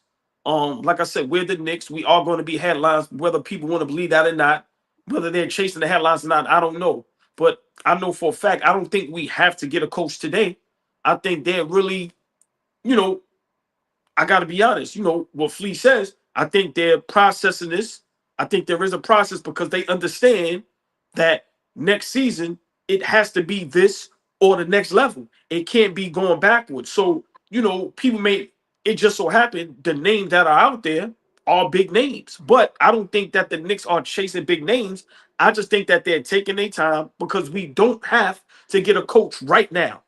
And that's now if the season was because the finals are still going on. So for me, if we was in the end of August, the first week of September, then I get what you're saying. But we still in the middle of June. We still got July. We still got something. So I think they're taking their time. I don't think we have to have a coach right now. But Flea, you're correct. They have to get it right. And I think them guys in that front office is saying to themselves, we have to get this shit right because the Tom Thibodeau thing is kind of backfiring on them. People thought, it was going to be a rejoice. Nah, a lot of people was not feeling how Tom Thibodeau got fired. So I think they taking their time. And I think, we don't have to get a coach right now today. So I think for me, you got to relax. Flea, real quick, the latest so far is the Mavericks expect Jason Kidd to remain head coach. And that's as per Sam Amick. He's a senior NBA writer for The Athletic, and also Christian Clark, who another reporter for The Athletic. I get what you're saying, AllBall. No, but what was that other thing that they said the Knicks didn't even request to speak to J. Kidd? Yeah, they haven't done it. I'm sorry. The Knicks haven't yet to request permission to speak with Kidd. And there's reports, Scoop Jackson came out. He said that Jason Kidd wants the Knicks job. So, for reporters to put their credibility on the line and say, nah, he wants to go coach there. The smoke is still out there. It's fire. Flea, how do you feel about the news? And I don't know if we want to get into the Kid conversation now. How we feel about Jason Kidd? Nah, man. I think we all three of us are like, we always on the same page. We just give it to the people in different ways. So, I just feel like, it's going to say a lot about the next coach that we hire. I think it'll let us know what the front office, ownership, all of that thinks about the Knicks, depending on this hire, right? If they hire Jason Kidd, then we know, like, all right, we still trying to push and move to championship because everybody says that's what the goal is. But my thing is this: if you hire a first-year coach, if you hire a coach that has little to no experience at the head coaching realm, if you go get a Johnny Bryant, if you go get a Sam Cassell, is that still does that still say, hey, we shooting for a championship? Or that just says, we going with the guy that we want? Like, if they get a guy that's has no experience, that'll let me know. I will change my expectations. I'm not gonna come on here and tell y'all, oh, the Knicks fucked up with the hire. They hired who they thought was best for the job, but that will let me know who's going in what direction. You damn right I would, Fabian. You damn right I would. You damn right I would. You damn right. I ain't gonna play with these niggas no more. You damn right I would. If they come in here and hire Johnny Bryant, I better not see one of you niggas keep talking about championship. I better not see it. I don't want to hear it. I don't want to hear that shit. I don't want to hear that shit. If we come on. Hold on, but let's stay right there. Okay. I think the way you fire Tibbs, conference finals, trying to trade for Giannis, everything is pointing to championship. So the fact that you go with Johnny Bryant, he had to have impressed you at some point in time to even consider him as a coach for a championship team. He was on our bench. How did we let him go? He was on Tibbs' bench. How did Atkinson get a job and come get him from Tibbs? How did that happen? Because of Donovan Mitchell. Right.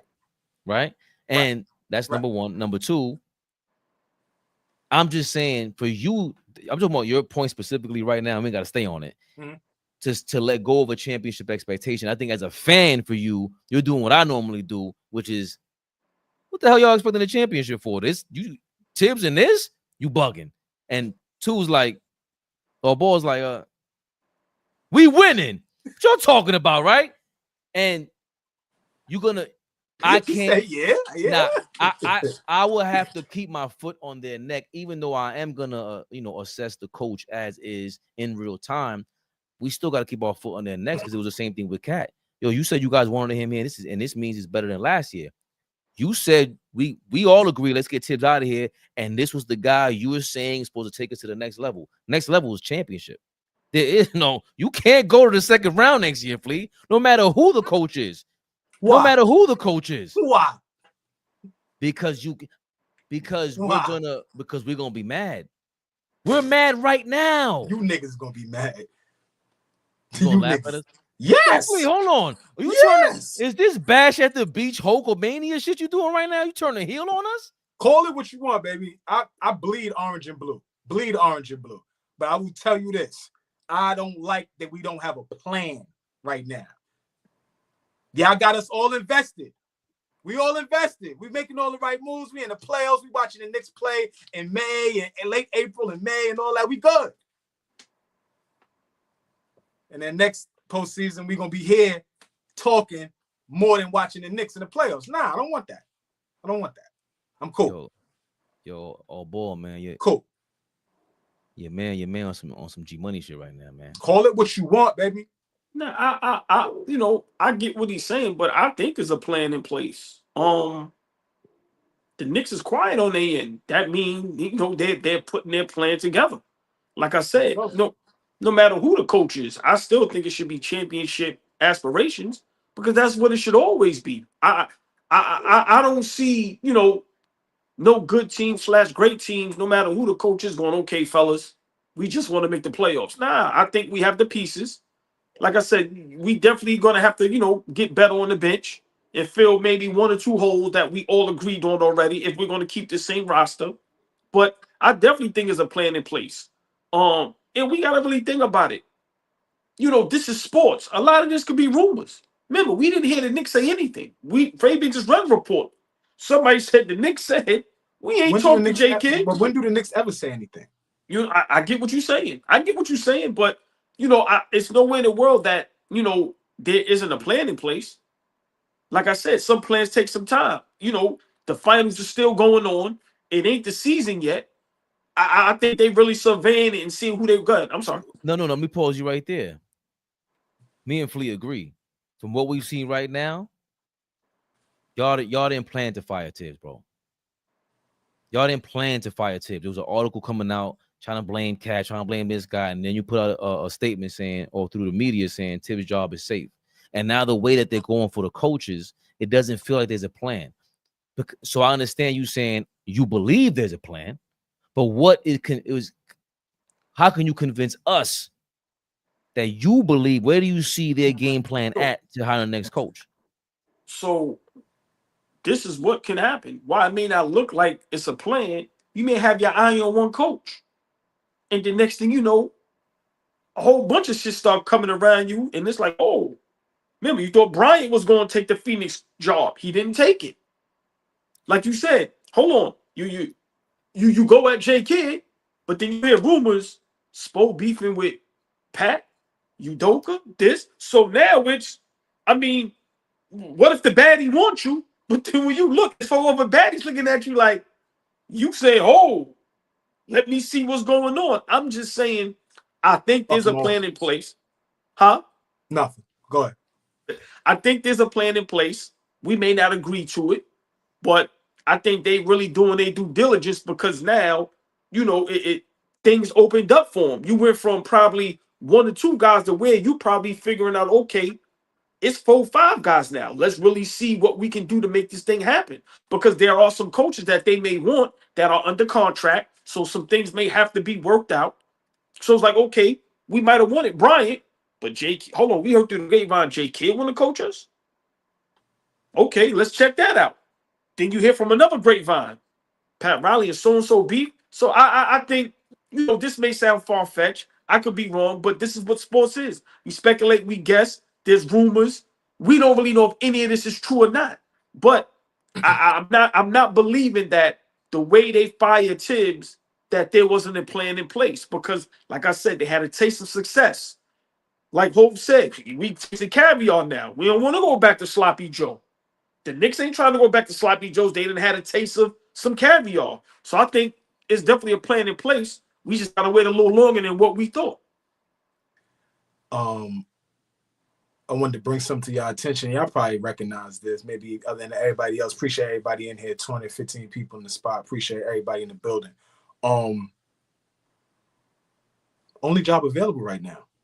New York Knicks job. Usually when we get to this part of the season, there are few jobs available.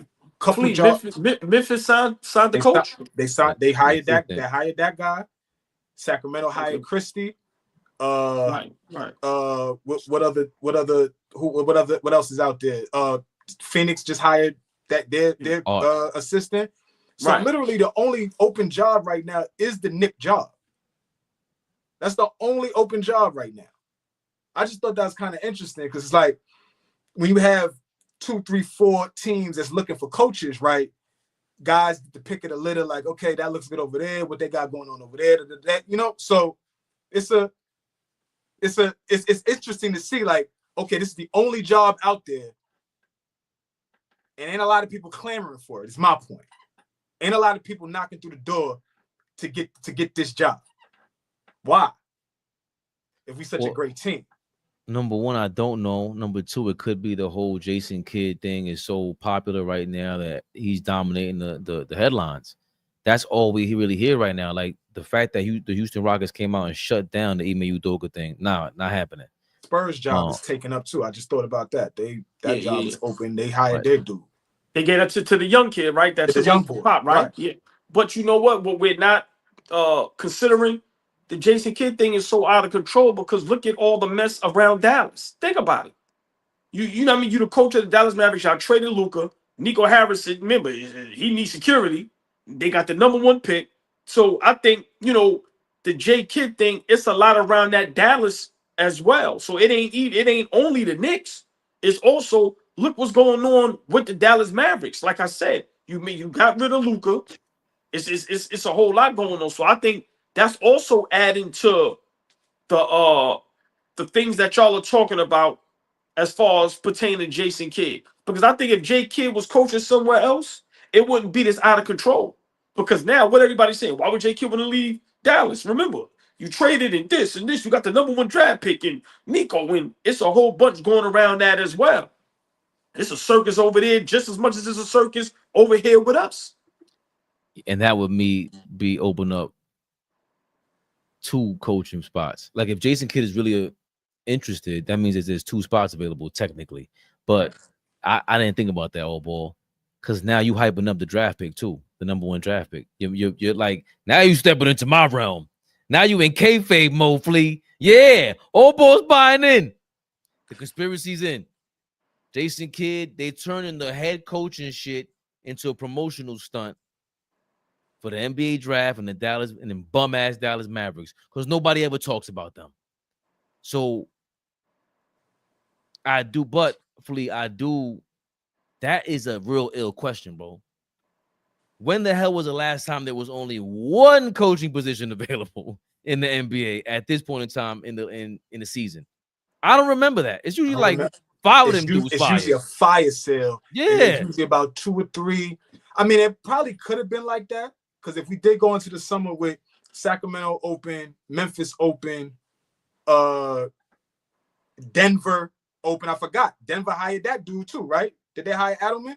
Yeah. They hired him. So that's another job that could have been crazy coveted. Imagine that job open and you get an opportunity to coach, you know, Joker and things like that. I'm just saying, it's one job right now, and we talking about poaching away a coach from another team. So that's why I don't feel like there was a real true plan in place. No, you but know, hold on. They, real quick, OG. Yes. If they knew that they was gonna fire Tibbs, force whoever your replacement is on that bench. Force him to he gotta be here. He gotta be here. Because I know at some point we getting ready to make the hire. It's gonna be it's just tough position to be in right now for the Knicks when there ain't a bunch of guys out there that will. It's almost like a guarantee they come through the door and take us to the next level. So, I agree with that. That's a great point, AllBall. But you're right, great point. But Memphis hired a guy in November that just replaced Taylor Jenkins in January, whenever it was. Adelman was already there. Christie was already there. Like a bunch of these niggas was already there. They didn't have to make this big astronomical decision. Yeah, but I know it's me getting on your nerves, but them niggas ain't the New York Knicks. What does that mean? What does that mean? What does that mean? A little lost. What does that mean? You said we poached J. Kidd. I disagree. We're poaching. Excuse me. Right. I disagree. What I feel is nobody knew the Knicks was going to fire Tom Thibodeau. As far as the coaching pool, the NBA. Bruh, people laugh at me. I've watched people, it's all good. I laugh at myself. But when I say we got one of the sexiest jobs right now, I'm not bugging. I may be saying it wrong, but how many coaches right now seeing what the Knicks have been doing for the past 2-3 years, for the first time in how many years, going in the right direction? You see what we've done with 7th Avenue. You see the love that everybody gets. Nobody thought Tom Thibodeau was going to be fired. So, you got guys like J. Kidd and other coaches going, holy shit, that job is open. I think guys is hollering at us. It's just that the guys that are hollering, they are in current situations. But if J. Kidd contract was up, he would be the coach for the New York Knicks. If Udoka was going through that situation, which I'm glad he fixed it, and he wasn't in Houston, he would be the Knicks head coach. I don't think we are approaching none of these guys. I think what happened with Tom Thibodeau came out of nowhere, and now people are clamoring for this job because now it's not the laughing stock. It's New York. It's the Knicks. It's historic. It's legendary. And once again, who wouldn't want to be on that sideline with that crowd? With people may laugh, but celebrity role, all of that shit got people feeling like they real celebrities. Bro, we made Tom Thibodeau a celebrity. Any other country or state, Tom Thibodeau walked down the block, bro, you ain't even thinking about him. We made him a celebrity. So I think those things are very underrated. And I think this is why the head coaching for the Knicks is going to be more difficult than what we think it is. But because now you're going to have candidates that really want to coach this job. But it's going to be tough to do because they're in situations. That's why I don't think they went right to Bryant. I think Bryant was the right guy. But now when you got veteran championship coaches, it just makes it more difficult. But I think we sexy right now. And this is why it's going to take longer than what we expect. We ain't got what's the word, poaching? Poaching. Yeah. I listen, I think I've said this to y'all.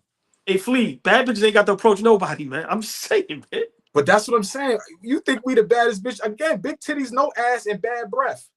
Okay. And it's a bad, and we got a bad wig. Hold on, watch this. And watch we got this. a bad wig on. They need to go see my ex-wife. She got the No, fire no, wigs, y'all. I'm gonna put y'all now, hold on. But like, yo, Now- they got a bad wig and bad breath. Which we got Now watch this. Hold on, Fabian. Hold on. Now, hold on. Pretty face, body out of this world, bad breath. What you doing? 20 years ago, I'm touching it. Now, no, I don't know. No, 20 years ago, I'm touching it. That nigga lying. Next topic.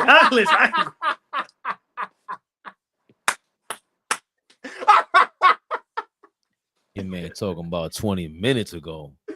The Yo, fuck this you thing, talking yo, about, please? OG ridiculous, yo. That nigga's ridiculous, yo. Oh shit.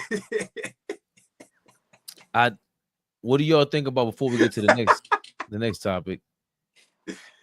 You don't think nothing of Johnny Bryant? Like, Phoenix didn't hire him. And I understand the Knicks were present and they went after the odd dude on Cleveland and he was helping Evan Mobley and all that. Could it be the other way around? I don't know. I'm just real quick with that because we got to move on to KD. No. That's a perfect segue. Just real quick. I don't mean to cut y'all off. I know I have a habit of that. I apologize. My mama got it. I got it from her. I'm blaming it on her. We was talking earlier today. Yeah, terrible. Love you, mom. If you're big shot, hold on. If you're Bryant, you're a hot commodity right now, right? Your name is on fire. You know Kevin Durant is not going to be in Phoenix. Do you want to be the coach of the Phoenix Suns? Honestly. If you're Johnny Bryant? Right. Honestly. Yeah, I'm trying to get my foot in the door. If I'm him. But the Knicks job is right there as well. Then I'll sit it out. That's all I'm saying. This is before the J Kid, all the hoopla. Let's be realistic. Johnny Bryant name is on fire. Okay, we thought he's going to the Phoenix job. The other guy got it. And I'm pretty sure Johnny Bryant said, you will not set me up. Had me over there. KD gone. Now I'm left with Booker. Now I'm in the dirt. And the Knicks job is there. So I don't know if Phoenix turned him down or he said, nah, I'll wait. Because he's going to have a job no matter what we think. He's going to get a head coaching job. I forgot that the Knicks did announce the firing of Tom Thibodeau when he was due, Johnny Bryant was due for that interview with Phoenix. They said, hold on, before you get to that meeting, here's a little text message, Johnny. We got an opening over here. Speaking of the Phoenix Suns, though, some latest news about Kevin Durant is that he wants to go to the Spurs, but apparently there is an asking price from Phoenix for the Knicks. Suns shocking asking price for KD with the Knicks. The Suns will trade Kevin Durant this offseason. I know. Shocking news, right? Everybody knows that the Suns are currently shopping KD around the league. However, this is the first time that we finally understand what the asking price for KD is in any trade, at least if you're the Knicks. And it's absolutely insane. Absurd. It's crazy. Shout out to NBA Insider with NBC Sports, Kurt Halen, for giving us this following information here. According to him, assuming the Giannis dream is just that, a dream, the Knicks would have interest in Kevin Durant. And shout out to Brian Windhorst of ESPN for giving us this following information as well, too. Like Shams, he agrees with him, and he also states Kevin Durant is expected to be traded in the coming weeks, and the Knicks are among the teams likely to pursue him. NBC Sports continues here by stating, is this a trade the Suns would want? Again, the easy Knicks trade for Durant involves Towns. They have similar salaries, although a third team would be brought in. But the well-connected John Gavadoro of Arizona Sports 98.7 says the Suns would want a trade to be based around one of the Knicks' wings, OG Anunoby or Mikal Bridges. And for a Knicks team looking to add depth for next season, that could be complicated. But there you go. My bad. It took longer than I expected, y'all. Shout out to Troy and his Knicks recap. He took that shit to the next level, by the way. I remember he had like 2,000 subscribers. Yeah, he had like 40 right now, 30. He's killing the game. Fellas, the Phoenix Suns, if they do entertain a trade with the New York Knicks for Kevin Durant, it starts with either OG or Mikal Bridges. And I'm laughing before I even ask AllBall. But what do you think about that asking price from the Phoenix Suns? So I just want to make sure I read that correctly, because when you sent it to me earlier, okay, are they saying Cat with OG or Bridges, or straight up they either want OG or Bridges? They're saying that the trade has to start with either OG or Bridges. They're not even mentioning Cat to start. Okay, with. that's fine. No, that's fine. So what I'm saying is, and I'm not trying to be funny, just you got to help me out on this, because with words, I told you, me, I'm playing it simple. I'm tired of playing the games and the subliminals. What does that mean? Okay, if it starts with Mikal Bridges, what does that mean? You got to add draft picks, other players. Because remember, Mikal Bridges makes like 25 something a year. Right. But Durant making 49, 50 million. So you got to add players, another team involved. Because you know what I'm saying? So it's possible we can get Kevin Durant straight up for OG maybe and some picks.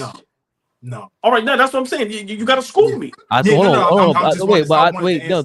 might, from the Knicks side, that might be possible, Flea. That's why you include a third team to take over, to compensate for the salary that Phoenix is dumping. Okay, I'm gonna let y'all go. Go ahead. No. But is that not the case?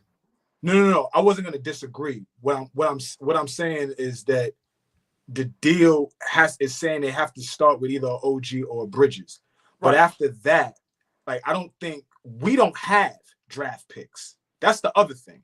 We don't have a plethora of draft picks that we ain't got a whole bunch of bum ass second round picks. We ain't got nothing left. We gave up a lot for Mikal Bridges. We got this coveted Wizards pick that we still holding on to dear life. The Wizards would die for that pick back right now, but we holding on to that pick for dear life. But I think, and again, chat, help us, Fabian, do your thing. But I don't believe we have a ton of picks to add to potential trades for Kevin Durant. That's why I wanted to get schooled on, well, what exactly would they be looking to give up? Because we would have to sacrifice players, not just money and picks. So we got a second round this year via Memphis. Next year we got our very own number one first round draft pick. Then you got the Wizards top 10 protected draft pick. That's the Wizards pick I was talking about. Then you have 2026 and a bunch of second round picks, like you guys said. Then you have the 2028 first round draft pick, and after that, it is a bunch of second rounds and first rounds. And then you have to be careful with how you trade those first round draft picks, because then if you trade one or more in the same year, you can't trade a first round draft pick for like 5 years or something like that. So it is very tricky on how you trade these draft picks. Well, Flea, I'm gonna say it here.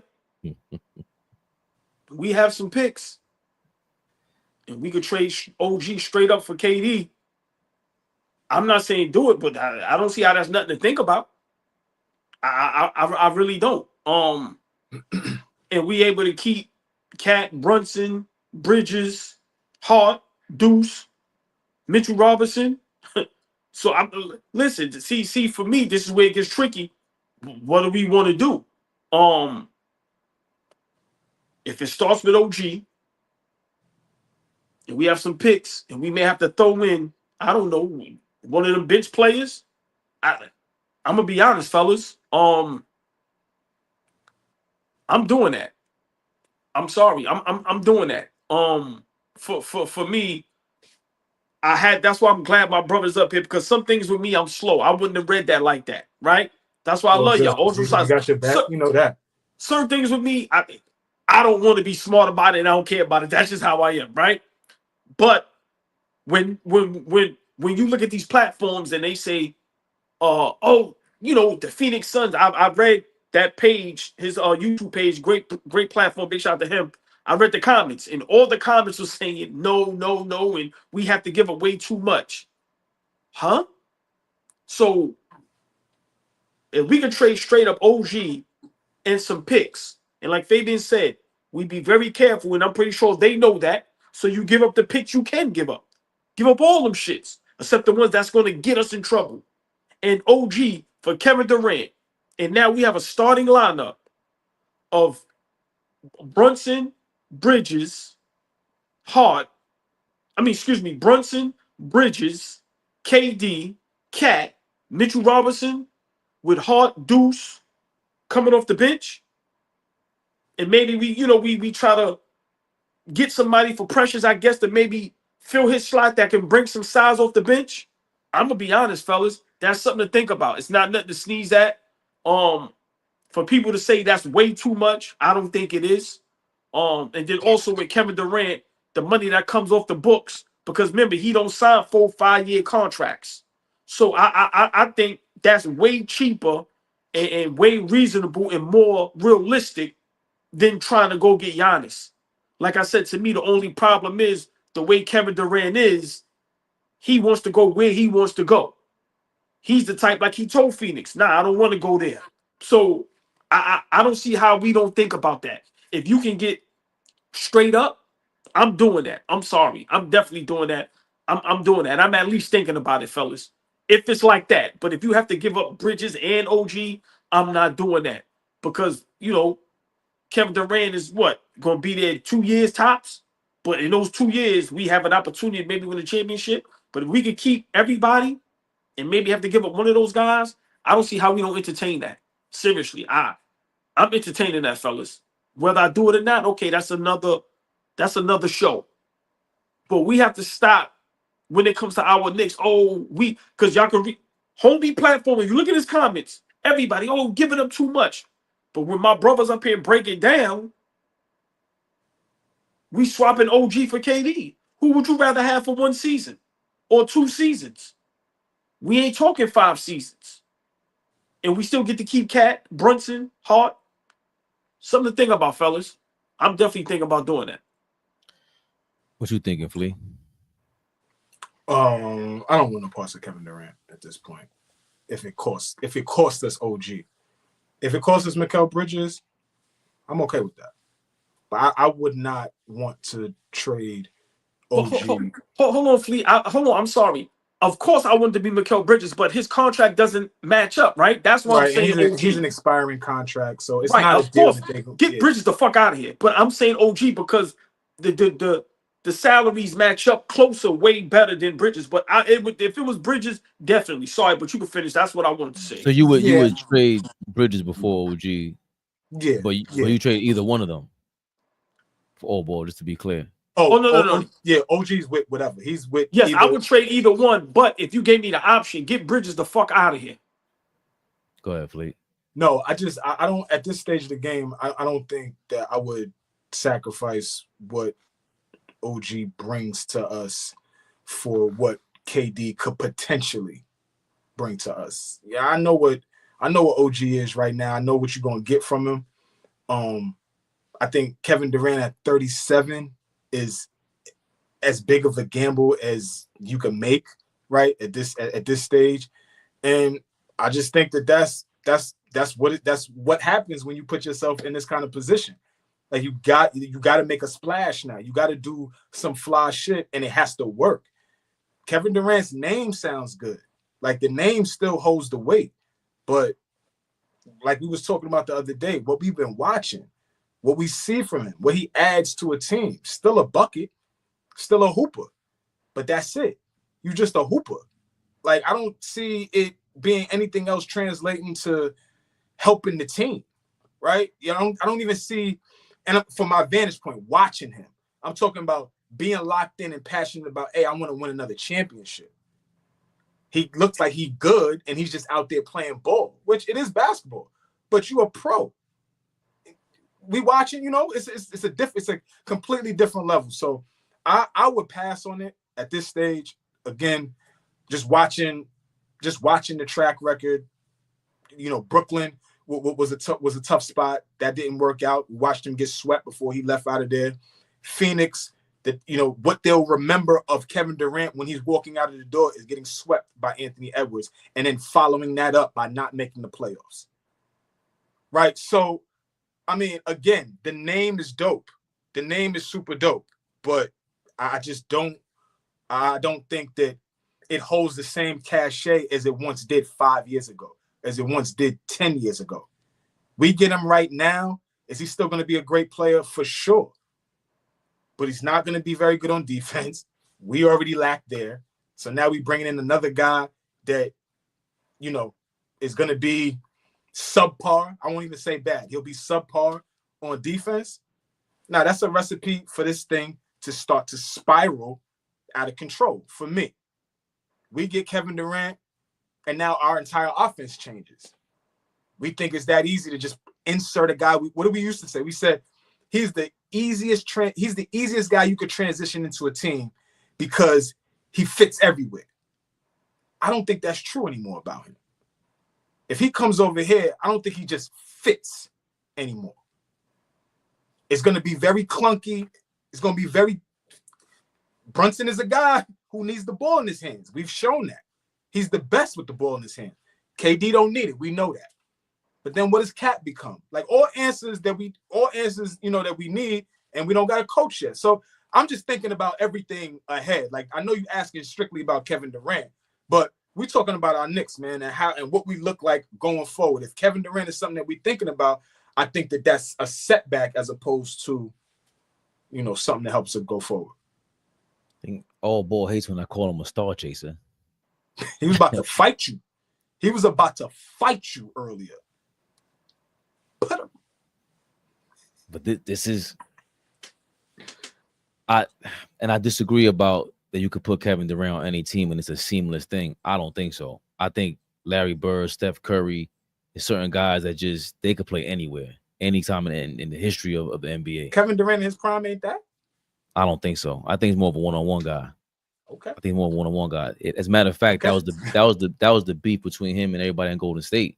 He kept holding on to the ball too much. It's like, bro, yes, you are Kevin Durant, but that was seamless, baby. Wait. Was seamless. That was the beef. They were a super duper team. That was the beef.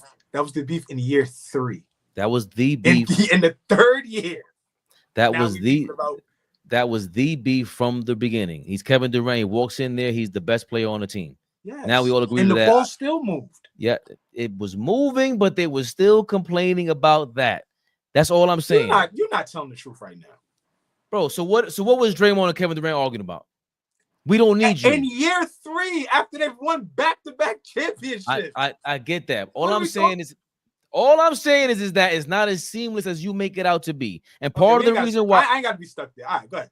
We don't. And all I'm saying is that because of that one-on-one style, and he doesn't get off the rock as quickly as he should, because of that, now you're 37 years old, and it's even harder to be seamless for a New York Knicks team at 37 because you can't pass like LeBron. You're not physically gifted like LeBron. Some people just can't.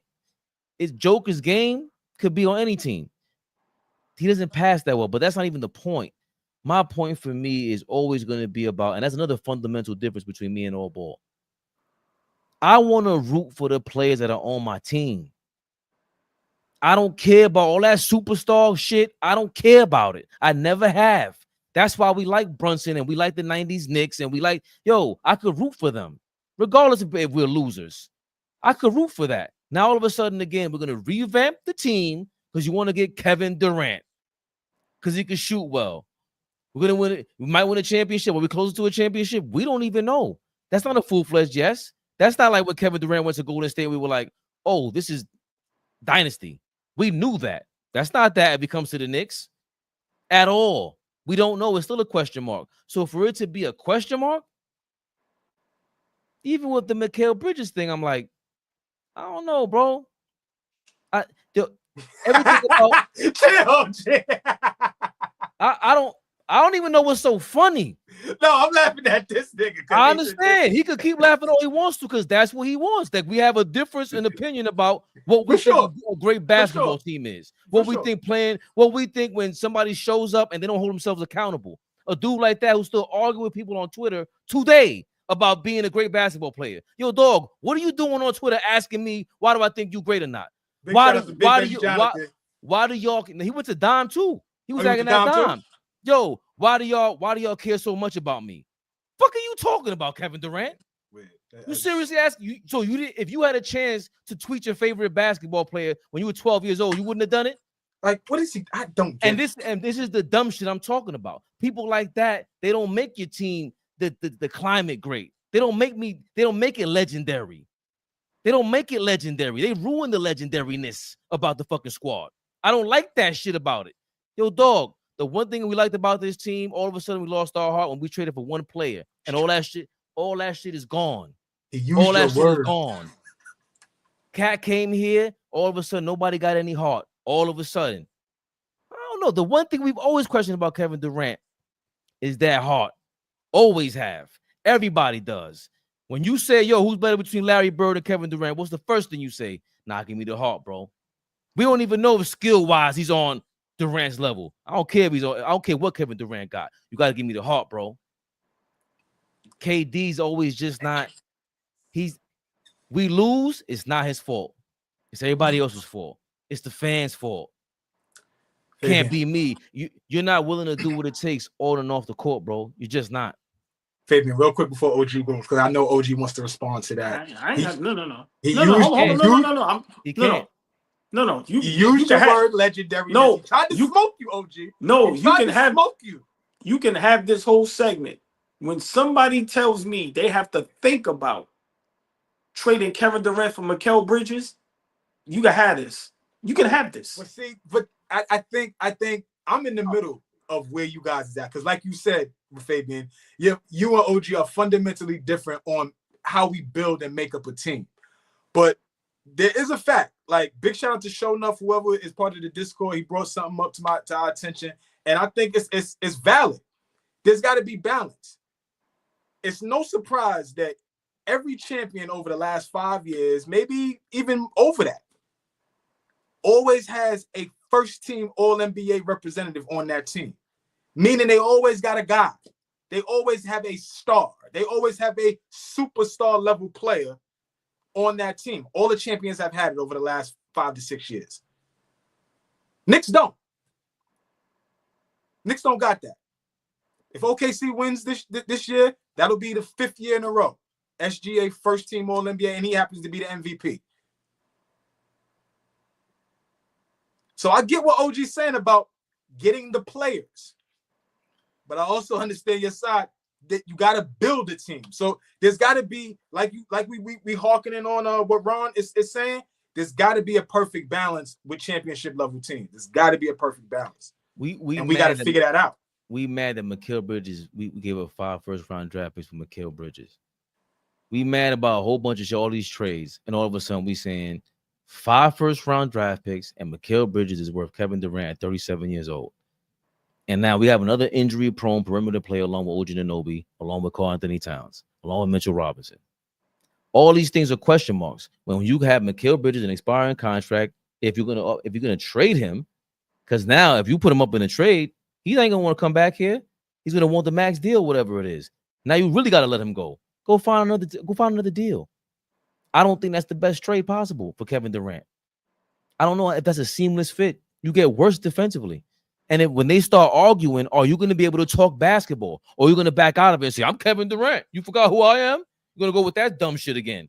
Or can you break the game down and help the team get better? Because you certainly didn't do that last year. In case we forget, they didn't make the play-in. Mr. 37-year-old, I would question Mikal Bridges. I would never argue that. How can you even think like that's no? We need more than that. We need more than KD. We need more than all that shit. What you talking about? Once again, Phoenix, you don't have the leverage. You're looking for draft picks. Like certain things to me are pretty simple. They don't have the leverage. You can find a different team. I thought we were going after Giannis. Every day it's a new star. It doesn't stop. They're gonna go on a carousel tomorrow. I bet you they're gonna bring up John Morant, Fleet. The countdown is on. The John Morant Knicks talk is happening by Friday. I put money on it. When somebody tells me they would not trade Mikal Bridges for Kevin Durant, I'm a loss for words. I'm good. At 37? He could be 47. That's it right there. That's the problem right there. Yeah, okay, listen, it could be That's a problem. the problem right I have there. nothing to say. Mikal Bridges, which Flea, you just said if it was Mikal Bridges, you would do it. For sure. For sure. Okay. Sure. Let's get to the super chats. Tori B, thank you for your $9.99. $9.99. Why would we want a 37-year-old oft-injured player? It's like the LJ trade all over again. We ain't get grandmama. We got LJ. He's not worth it at all unless it's for chips and a Pepsi. KD's a cancer, bro.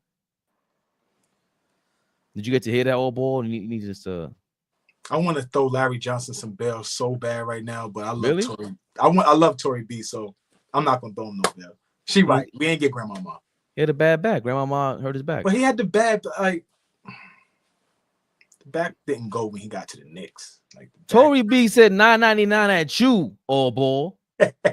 Big shout out Tori B. You know we love you to death. We love you, Tori B. She asked you a question.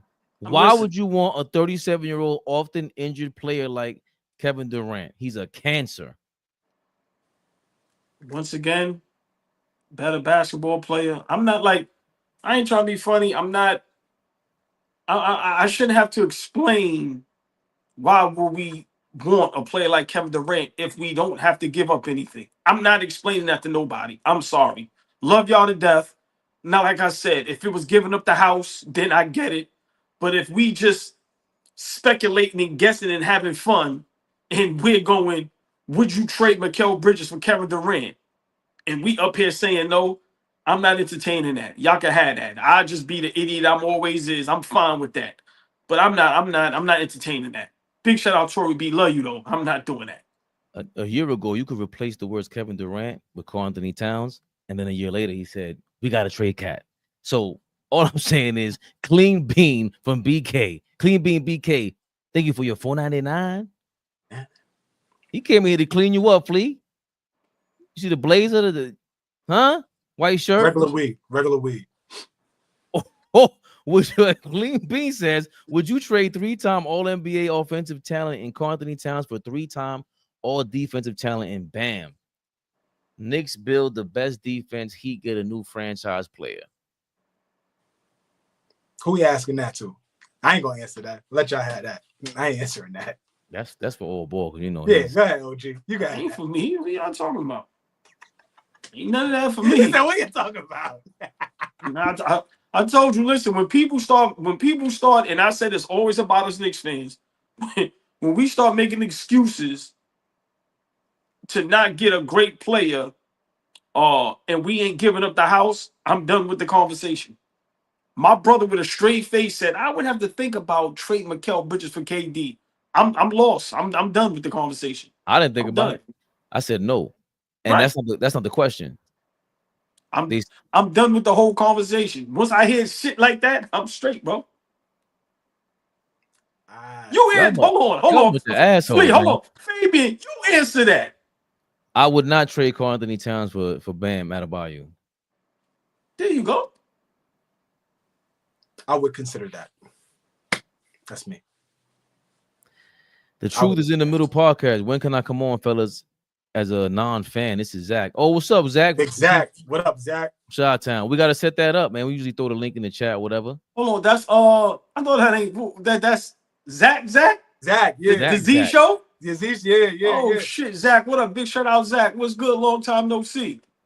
JR, thank you for your $199. We took a step back and traded a lot of draft picks. It's quite possible. Sugarman, thank you for your $5, man. I hope the Knicks figure it out. I'm very concerned for my brother AB. He may have a nervous breakdown. JR, thank you for your $199 again. We took our eyes off the prize.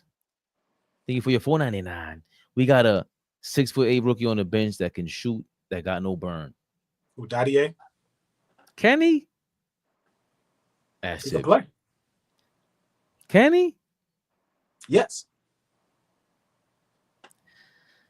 Oh, Pete, thank you for your $2.99. Put this towards AllBall's internet bill, please. That's RP. RP's the asshole. JR. He said, never the little one. Thank you for your $1.99. I think I'm reading that over. JR, the biggest. I think it's a lot. It's a lot. I answer that. $4.99. Oh, this my nigga. Yo, Fleet, thanks for congratulating me on my engagement. You was one of the first Mad Love, fam. Oh, congratulations, man. Absolutely, brother. Oh, okay. Absolutely. Well, we didn't know. Congratulations, my brother. May it last forever, man. Congratulations. I happen to be scrolling. I saw.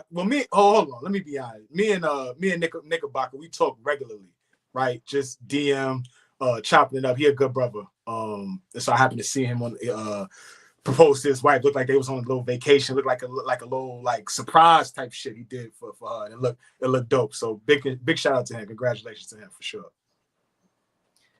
Congratulations. Major things. Don't ask me for advice. Just pay attention to the show and just keep counting the gray hairs on my beard. That's all you have to know about marriage. But welcome to the club, or almost welcome to the club. Seriously, listen to Fabian, never listen to Flea. You heard? Listen to Fabian, never listen to Flea, and don't even ask AllBall. Don't even ask him. Don't even ask him. See that's the problem. See? I'm fucking with you, OG. He said that's the problem. AllBall suckers. It's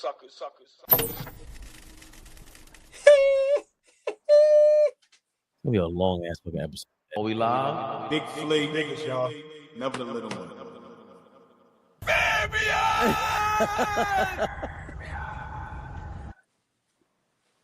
We'll be back tomorrow. Wednesday, 7 p.m., I believe. We'll be back. I'm not playing around. Y'all know what this is. Knicks Rehab. Hey, real quick before we go. Game 2, the Pacers looking like regular weed, huh? Regular weed. He tight. Hey,